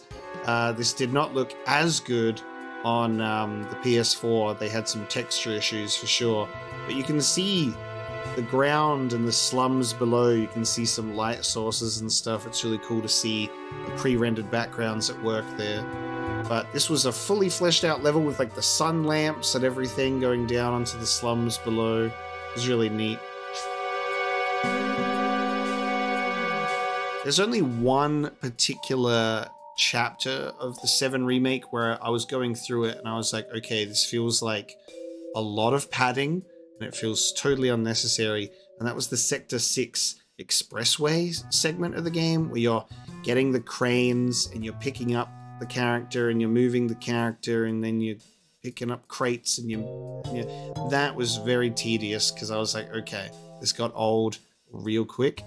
And I was like, I could see them being like, how do we make the game longer wherever we can? And I was like, you don't need to do that. Sorry. The ID scan problem on the train was all my fault. I modified your ID card, and that's what did it. I did my best, and failed. Oh shit.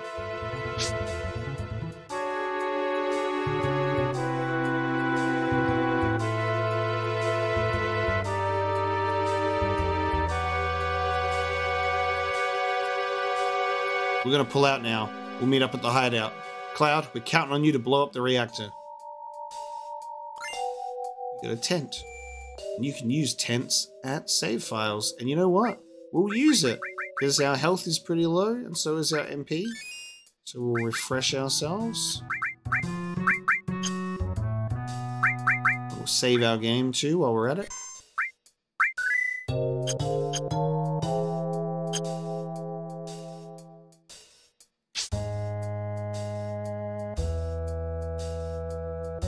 That's the number 5 symbol in Japanese, because we're at the Sector 5 reactor. Look at this.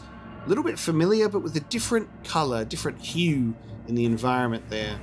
A bit more of a light blue as we enter the reactor a different way, off a fun slide. A fun slide approach with some new enemies in here too. The smog machines. What are they called? Smogger. Literally called Smogger.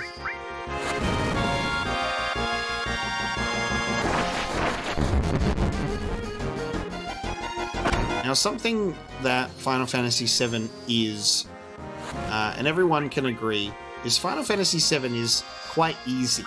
The difficulty of this game is not really there. You are able to really kind of go through this game quite easily, which is why, like, there are popular mods to give you challenge runs and increase the difficulty and rebalance the game, and it's really quite amazing, actually, the amount of work that can go into it. And the new threat mod, from what I have played of it, is amazing as well. It's really, really fun.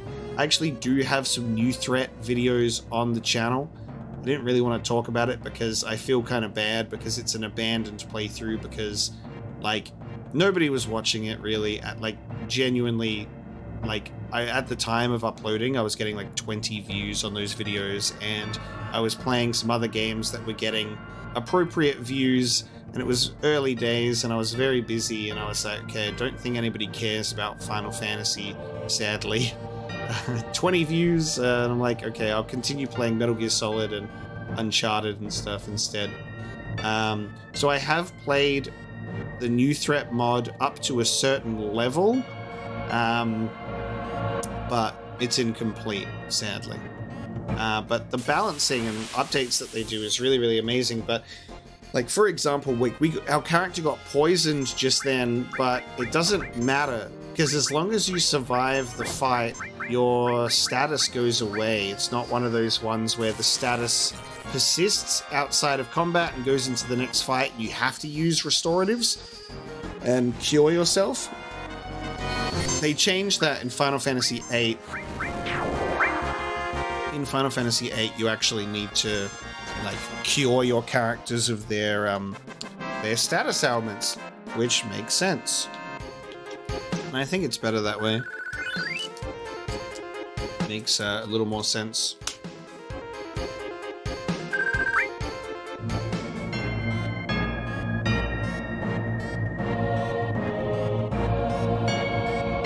Will there be a guard scorpion this time?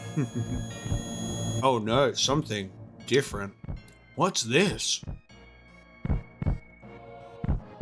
Papa. Sephiroth? Did Sephiroth do this to you? Sephiroth.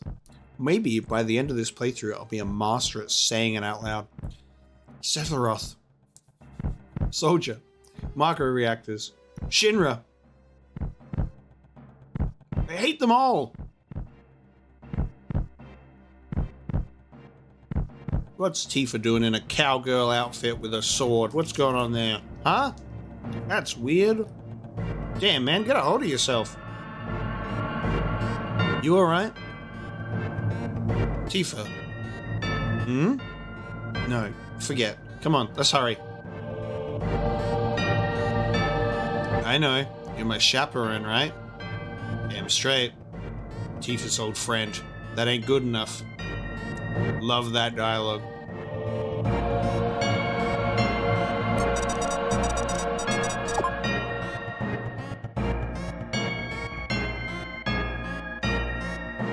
Wow. No countdown to detonation? No guard scorpion? We're gonna get out of here? Now, I do not remember facing off against these specific types of enemies in the Sector 5 reactor before.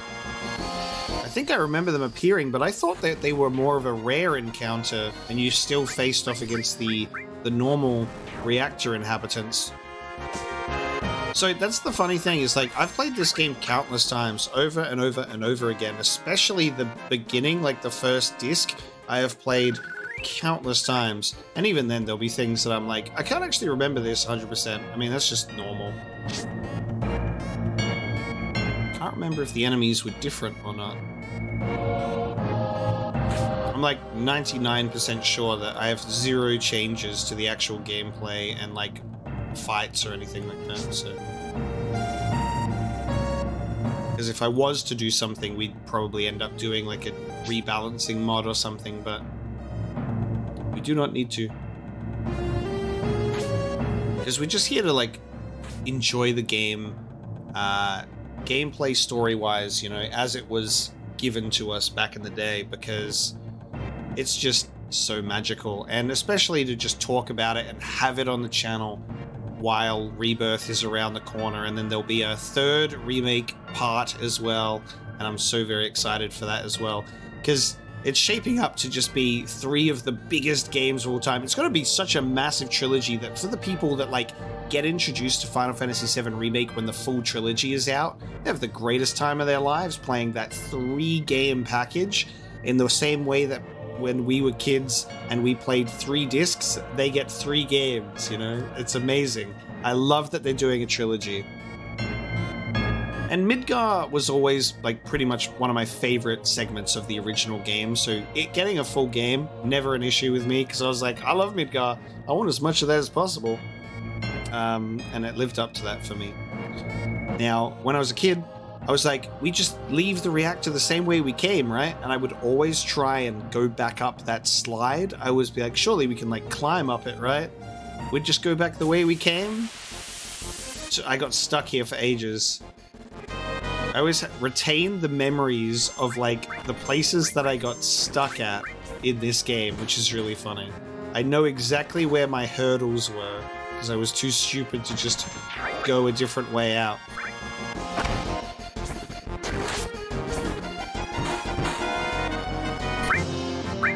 Hopefully I can get some limit break build up here on my characters before we enter a certain area.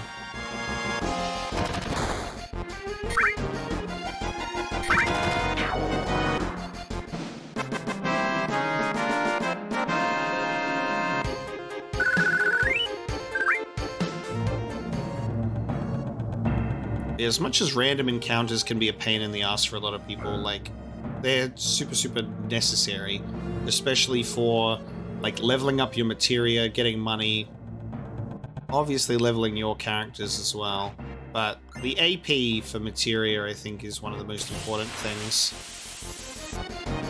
This was something I really loved as well, is like being in a familiar environment, like we're in a new reactor, but a new camera angle, instead of just reusing the same camera angle every time. Sometimes they're like, here's a different perspective. They go to the additional effort to give us that, and I think that's really nice. See the same area. Alright, let's...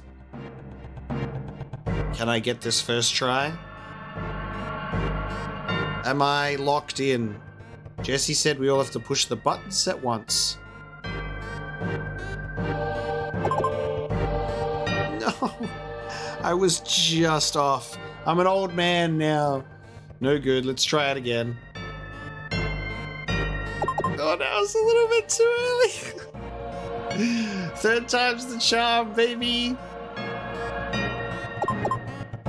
I was even slower. There we go. Fourth time's the charm, as they always say. Nailed it. It's such a different vibe leaving the reactor this time in comparison to the last time. You've got like the bombing mission music blaring. You're like, you've got the countdown happening. You're like, quick, we gotta get out of here. Now this time it's like, oh, okay. It's chill. The alarm didn't go off. Everything's fine. Nothing is gonna go wrong. Alright, Cloud almost has his limit break. Cloud now has his limit break.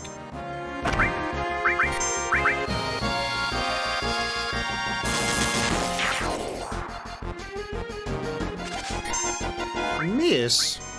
Don't you do that?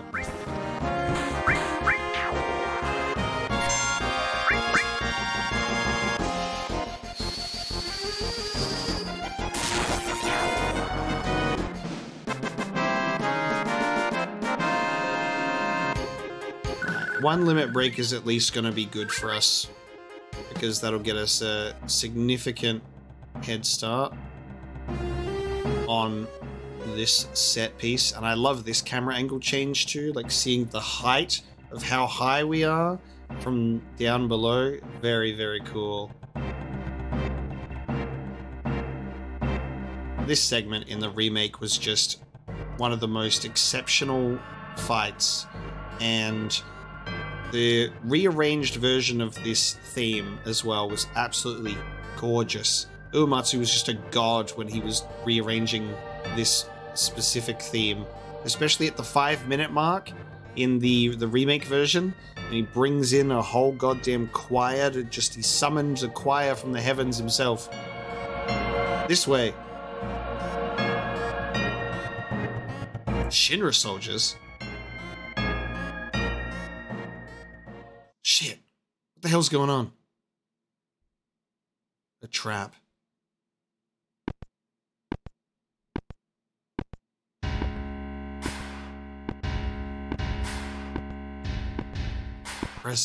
President Shinra. Why is the president here? I don't know, but he timed the music to be playing over the Midgar speakers with his ominous footsteps. I love this theme. So you all must be... what was it? Avalanche! And don't you forget it. So you're President Shinra, huh? Long time no see, sir. Long time no see. Oh, you're the one who quit Soldier and joined Avalanche. I knew you'd been exposed to Marco from the look in your eyes. Tell me, traitor, what was your name? Cloud. Forgive me for asking, but I can't be expected to remember everyone's name. Unless you become another Sephiroth. Ah, Sephiroth. Perhaps. He was brilliant. Perhaps too brilliant. Sephiroth. Sephiroth! Don't give a damn about none of that. This place is going up with a big bang soon. Serves you all right. And such a waste of good fireworks just to get rid of vermin like you. Vermin! That's all you can say. Vermin! Shinra are the vermin for killing the planet. Guess that'll make you King Vermin, so shut up, jackass. You are beginning to bore me. I'm a very busy man, so if you'll excuse me, I have a dinner I must attend.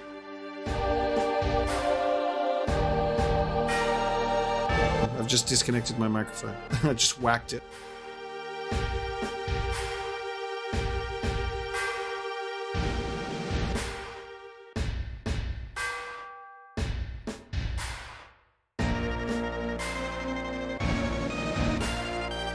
Hello? There we go. Alright.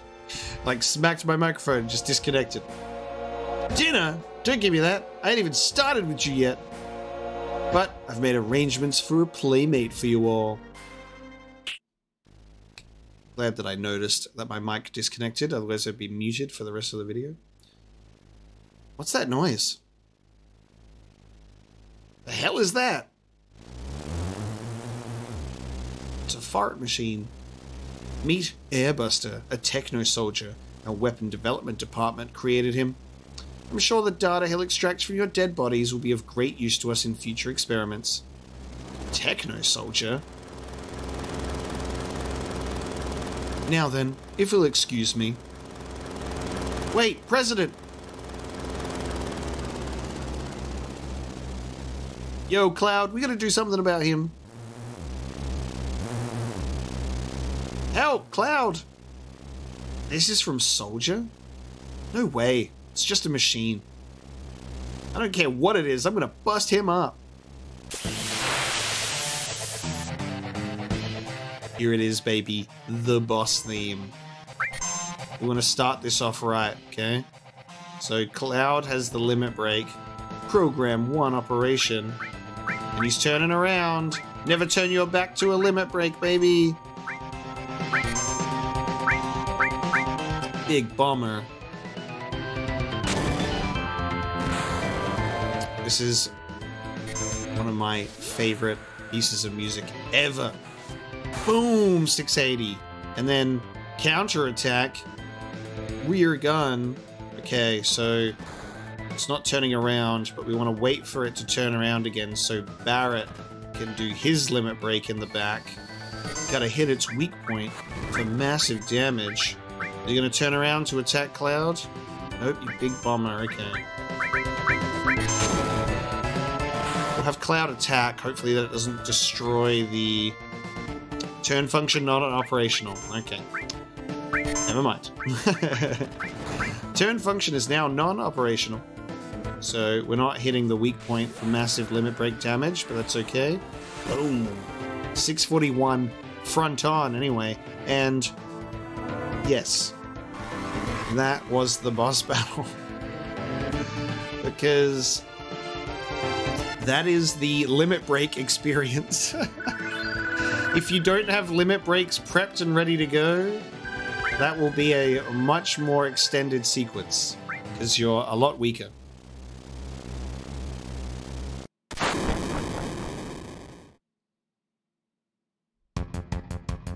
Barrett and Cloud just too strong for the Airbuster. It's gonna blow. Let's go, Tifa. Barrett, can't you do something? Not a damn thing. Cloud, please don't die. You can't die. There's still so much I want to tell you. No, Tifa. Hey, you gonna be alright?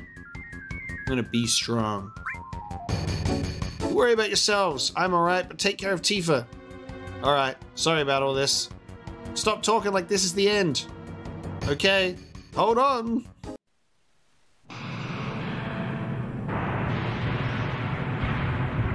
Look at those beautiful models. And the little plasticine figure falls down without moving. Classic. He fell so still. You alright?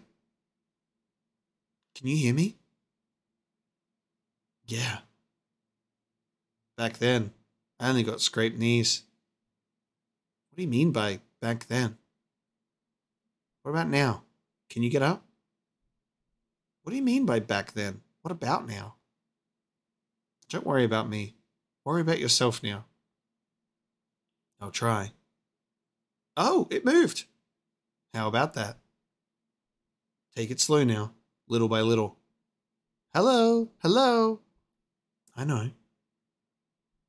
Hey, who are you? Hello, hello.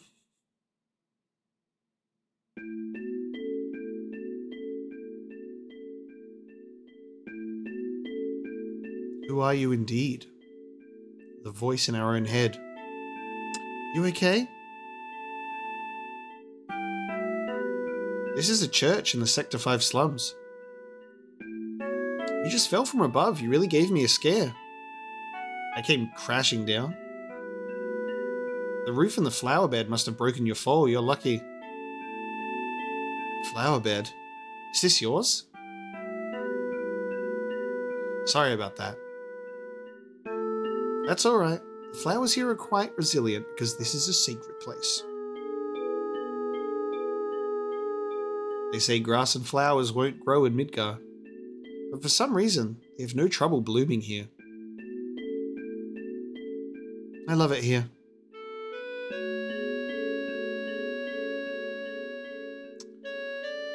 I wonder if this person is familiar. Do we recognize them? With their weird spherical object on their head and their staff. So, we meet again.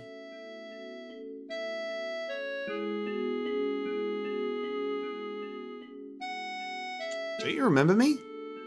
Yeah, I remember.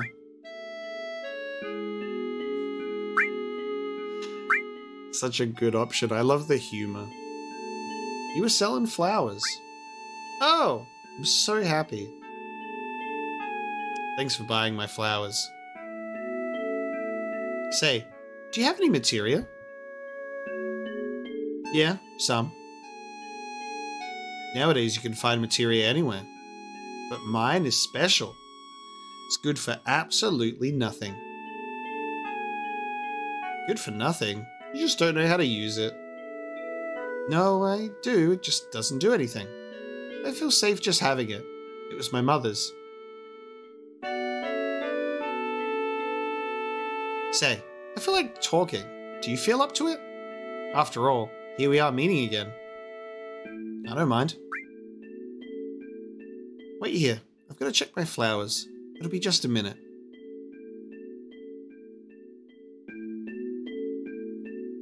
Off she goes to check her flowers, and we will not walk on them.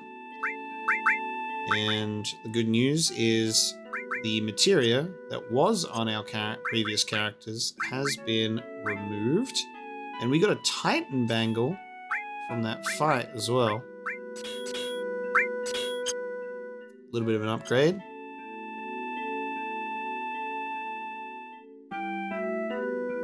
Just a little longer.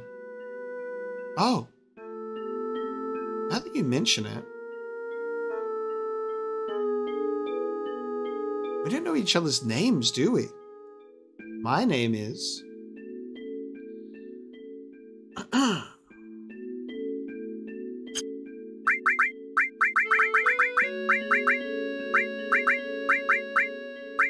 I will accept no further comments at this time. This is how it was always meant to be. I'm Aerith, the flower girl. Nice to meet you. The name's Cloud. Me? I do a little bit of everything.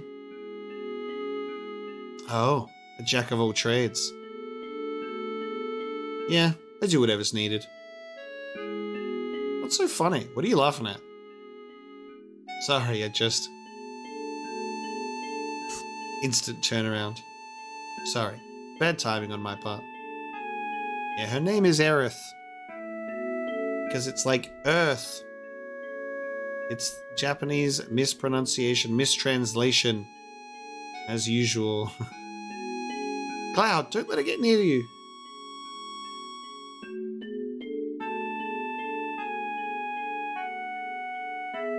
Don't mind me. Peak incoming. Say, Cloud, have you ever been a bodyguard? You can do anything, right? Yeah, that's right. Then get me out of here. Take me home. Okay, but it'll cost you. Okay then, let's see. How about if I go out with you once?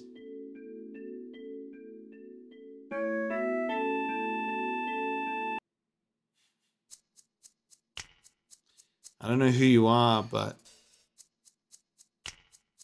you don't know me. I know you. Oh yeah, I know you. That uniform. Hey sis, this one's a little weird. Shut up, Shinra spy. Reno, want him taken out? I haven't decided yet. Don't fight here, you'll ruin the flowers.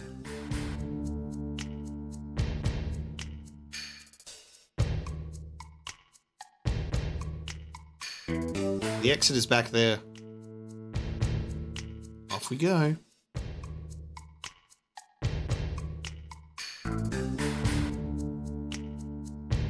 They were Marco eyes. Yeah, alright, come on, get to work. No Reno boss fight? Oh. Don't step on the flowers? You just stepped on them yourself. They're ruined. You're gonna catch holy hell. Love it. Alright. Aerith, look at that beautiful character portrait. Let's give Aerith some things.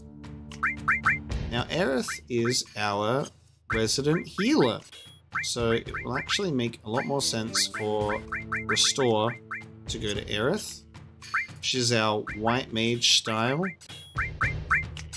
If I could stop pressing the wrong buttons, that would be amazing.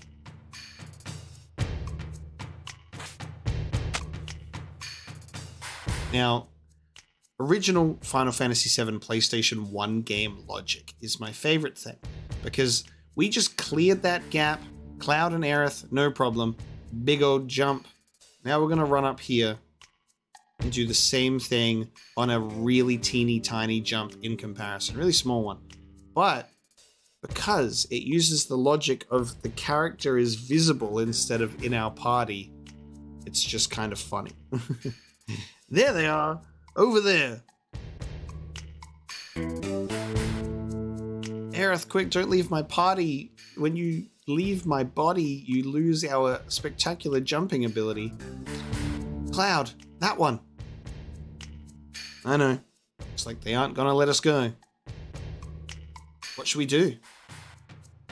Well, we can't let them catch us, can we? There's only one thing left to do. Aerith, this way. Alright, I'll hold them off. Right. Make sure they don't get through. The Ancient is getting away. Attack! Attack! Attack! Yeah! Aerith! Think we killed him? They never should have fought us. Now, Cloud, help! Now, if we were going for a particular character's romance, you would maybe want to fail this and just blunder it a little. But I honestly think for the sake of our playthrough and our story, because we're doing it like almost kind of by the book, not by the book, but we're gonna play it sort of as intended in terms of story stuff. So there's not gonna be some Barrett shenanigans as much as it would be wholly entertaining. But, damn. What's that? Aerith, hold on a minute. We got barrels. Here's a barrel. If I can just push it over.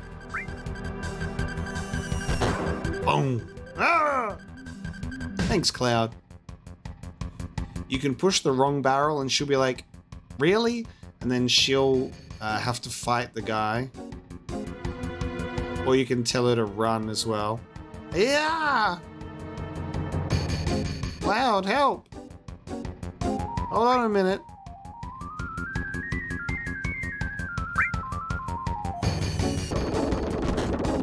I like this little mini game of like deciding which barrel makes sense, having an understanding of where you are in the environment.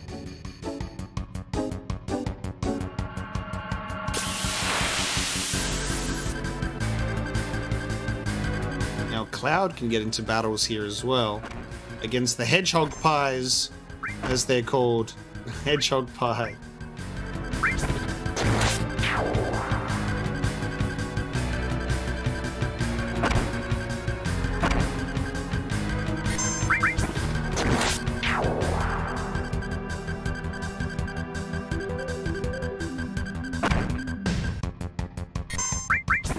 One of my favorite things about growing up with Final Fantasy and then getting exposed to other like different stories and media, you know, you get into different animes or manga or stuff like that, is like realizing where inspirations come from. Like, it's kind of funny, like playing and growing up with Final Fantasy VII, and then I got into Berserk, and I did that on the channel with the manga after watching the anime in my own time, and just getting absolutely blown away by the fact that, like, oh, like Cloud and Sephiroth are like inspired by Guts and Griffith. Like, you've got like this rivalry between them, and like just the characters, even as a design framework, are so similar. Like the big hulking iron sword sort of stuff, and Sephiroth having more of a dexterous approach. I just thought that was really great, like seeing like these character archetypes that I loved in Cloud and Sephiroth in Final Fantasy VII, and then adoring it all over again in a whole different story. It was amazing.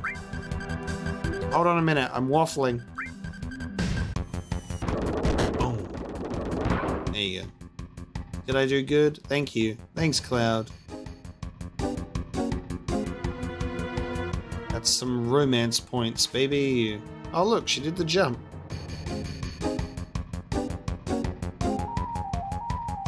Aerith, this way.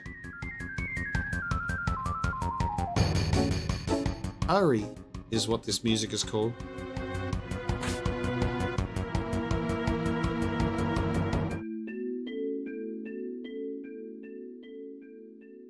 Our characters definitely look to scale with this church. Haha, they're looking for me again. You mean it's not the first time they've been after you? No. They're the Turks. Turks are a Shinra organization. They scout for possible candidates for soldier. This violently? I thought they were kidnapping someone. They're also involved in a lot of other dirty stuff on the side. Spying, murder, you know. They look like it. But why are they after you? There must be a reason, right? No, not really. I think they believe I have what it takes to be a soldier. Maybe you do. You want to join? I don't know. But I don't want to get caught by those people. Then let's go. I love all the different mismatch of all the items in the environment here. There's so many different like things and aesthetics. You got these pillars that look like they're like a weird version of like ancient Greek pillars. Wait, I said.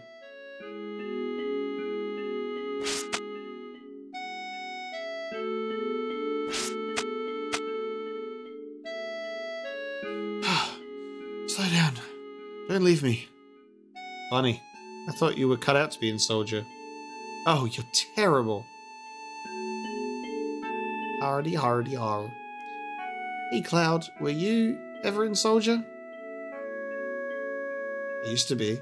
How'd you guess? Your eyes, they have a strange glow. That's the sign of those who have been infused with Marco. A mark of soldier. But how did you know about that?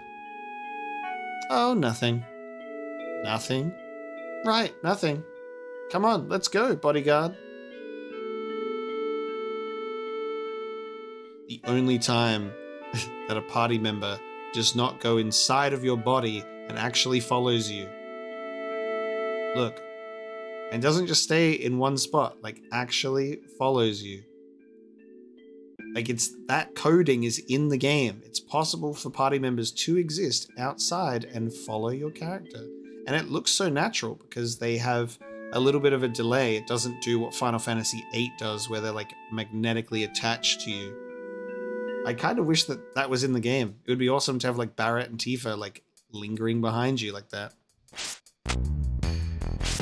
I wonder why it's not a thing.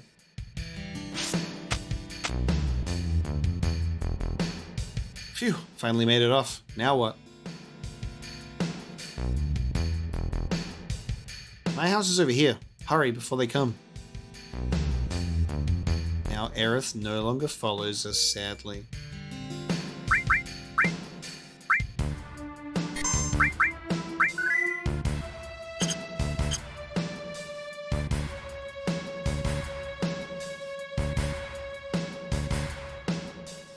Love this music too.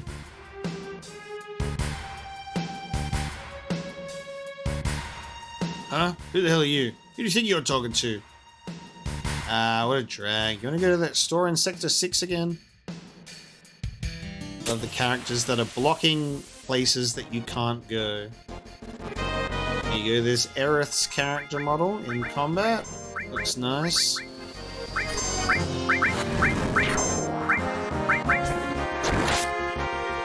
Kill these goblin characters so they don't steal stuff from us. Vice, it's called. Bronze Bangle. Out of here, boy. Give me that back. I love how that character design, that enemy, gets turned into actual like characters in the remake, in the Sector 6 Expressway. Very good. Alright. It's the line time. But is it the fixed version or the original? That guy in the pipe's a weird one. No matter what you ask him, he only answers ugh or ah.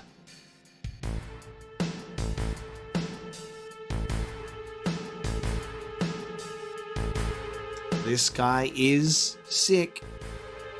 He passed out nearby and someone must have helped him here.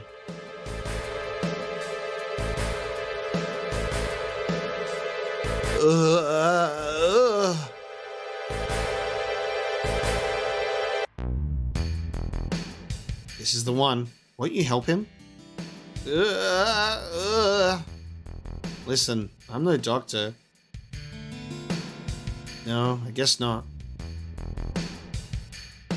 Hey, that man has a tattoo. I think it's the number 2. This game sows some little interesting mysterious seeds, but the remake really just is just like, let's just flesh this out more. And I loved it. This guy are sick.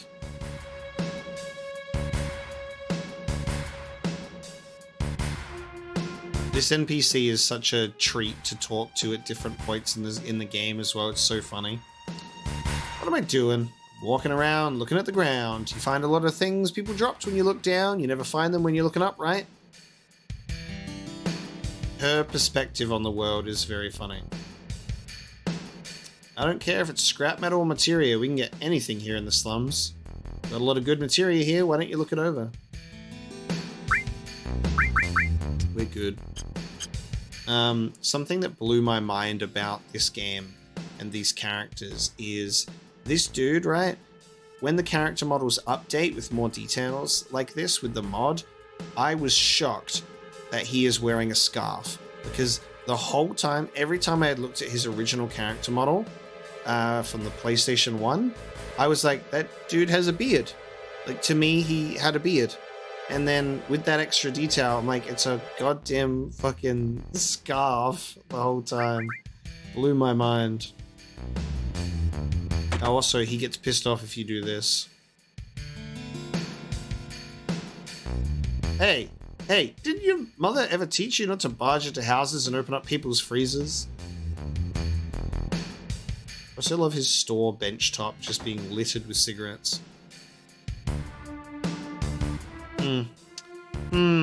We only trade items for Gil here. What are you trying to say, lady?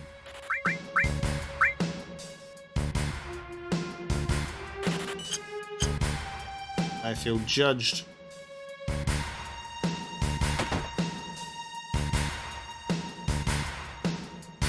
Everything President Shinra says is a lie. But you can't trust that avalanche or whatever you call them. You can bat it around all you like, but it all comes down to wanting to live like the people up there. So who do I believe in? Myself. Me. I never lie to myself, that's for sure. I believe only what I say, because I never lie to myself. And now for the news. A terrorist attack by the group called Avalanche has parts of Midgard temporarily out of power, but they will be restored momentarily. Following President Shinra's address, Mayor Domino also spoke out today against Avalanche. Mayor Domino. Eh? Turtle Paradise news number 1. A delicious wine with a nice zing to it. Stop by the Turtle's Paradise. Glug, glug. Now, no one will find it. Top drawer. And the bottom one. Huh? Open the hidden drawer. 5 gil. Leave it. You don't need 5 gil. What's that? That's a kid's pocket money. High quality dog bark sound effect. Out of the way, move, you want something? Move into the store. Toot toot, next stop, Midgar, Midgar.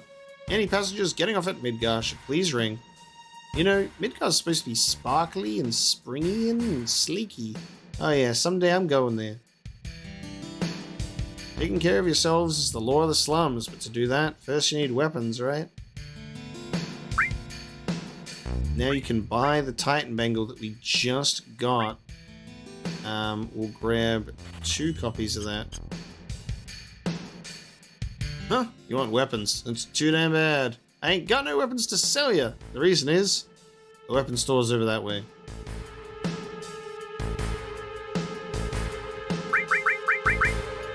Give Aerith the Titan Bangle.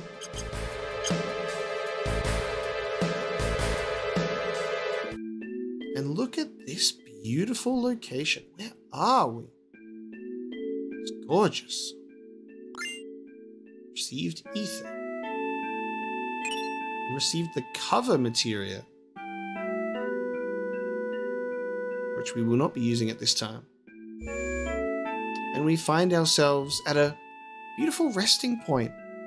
A very gorgeous location that you wouldn't expect to see in the slums in Midgar, where all this trash is.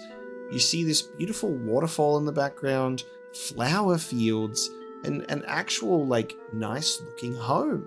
What is this paradise? And what lies inside? We're going to find out next time. So that'll bring our first episode of the Final Fantasy Let's Play to a close. Thank you so much for joining me for this first episode. It's really special to be able to share with everybody something that I love so dearly, and always a nice change of pace from a very constant stream of first time blind playthroughs where I kind of stumble through a lot of things and I'm like, how does this work? And I'm like figuring things out on the fly. But an opportunity to share something with my community, and like something that really is important to me and something that I love, and hopefully I can like share that love and infect you with it and you can love it too, or you already love it and you want to just share in that collective sort of passion, which I love and adore, you know. So definitely talk to me about this game if you have experiences with it. I want to know about it, and I'd really appreciate any support on this series as well, in terms of like liking the video and commenting. And also, if you're new here and I've brought you to the channel from this video and you're excited for more Final Fantasy stuff, please do consider subscribing as well, because I have a lot of Final Fantasy content already on the channel, with a lot more to come as well. Like Final Fantasy 16 is on the channel. I'm playing Final Fantasy 14 on streams at the moment. I am also intending to play the classic Final Fantasy games. Like, I've never played the first 6 of the 2D pixel era. So that's going to be a really fun blind playthrough journey as well.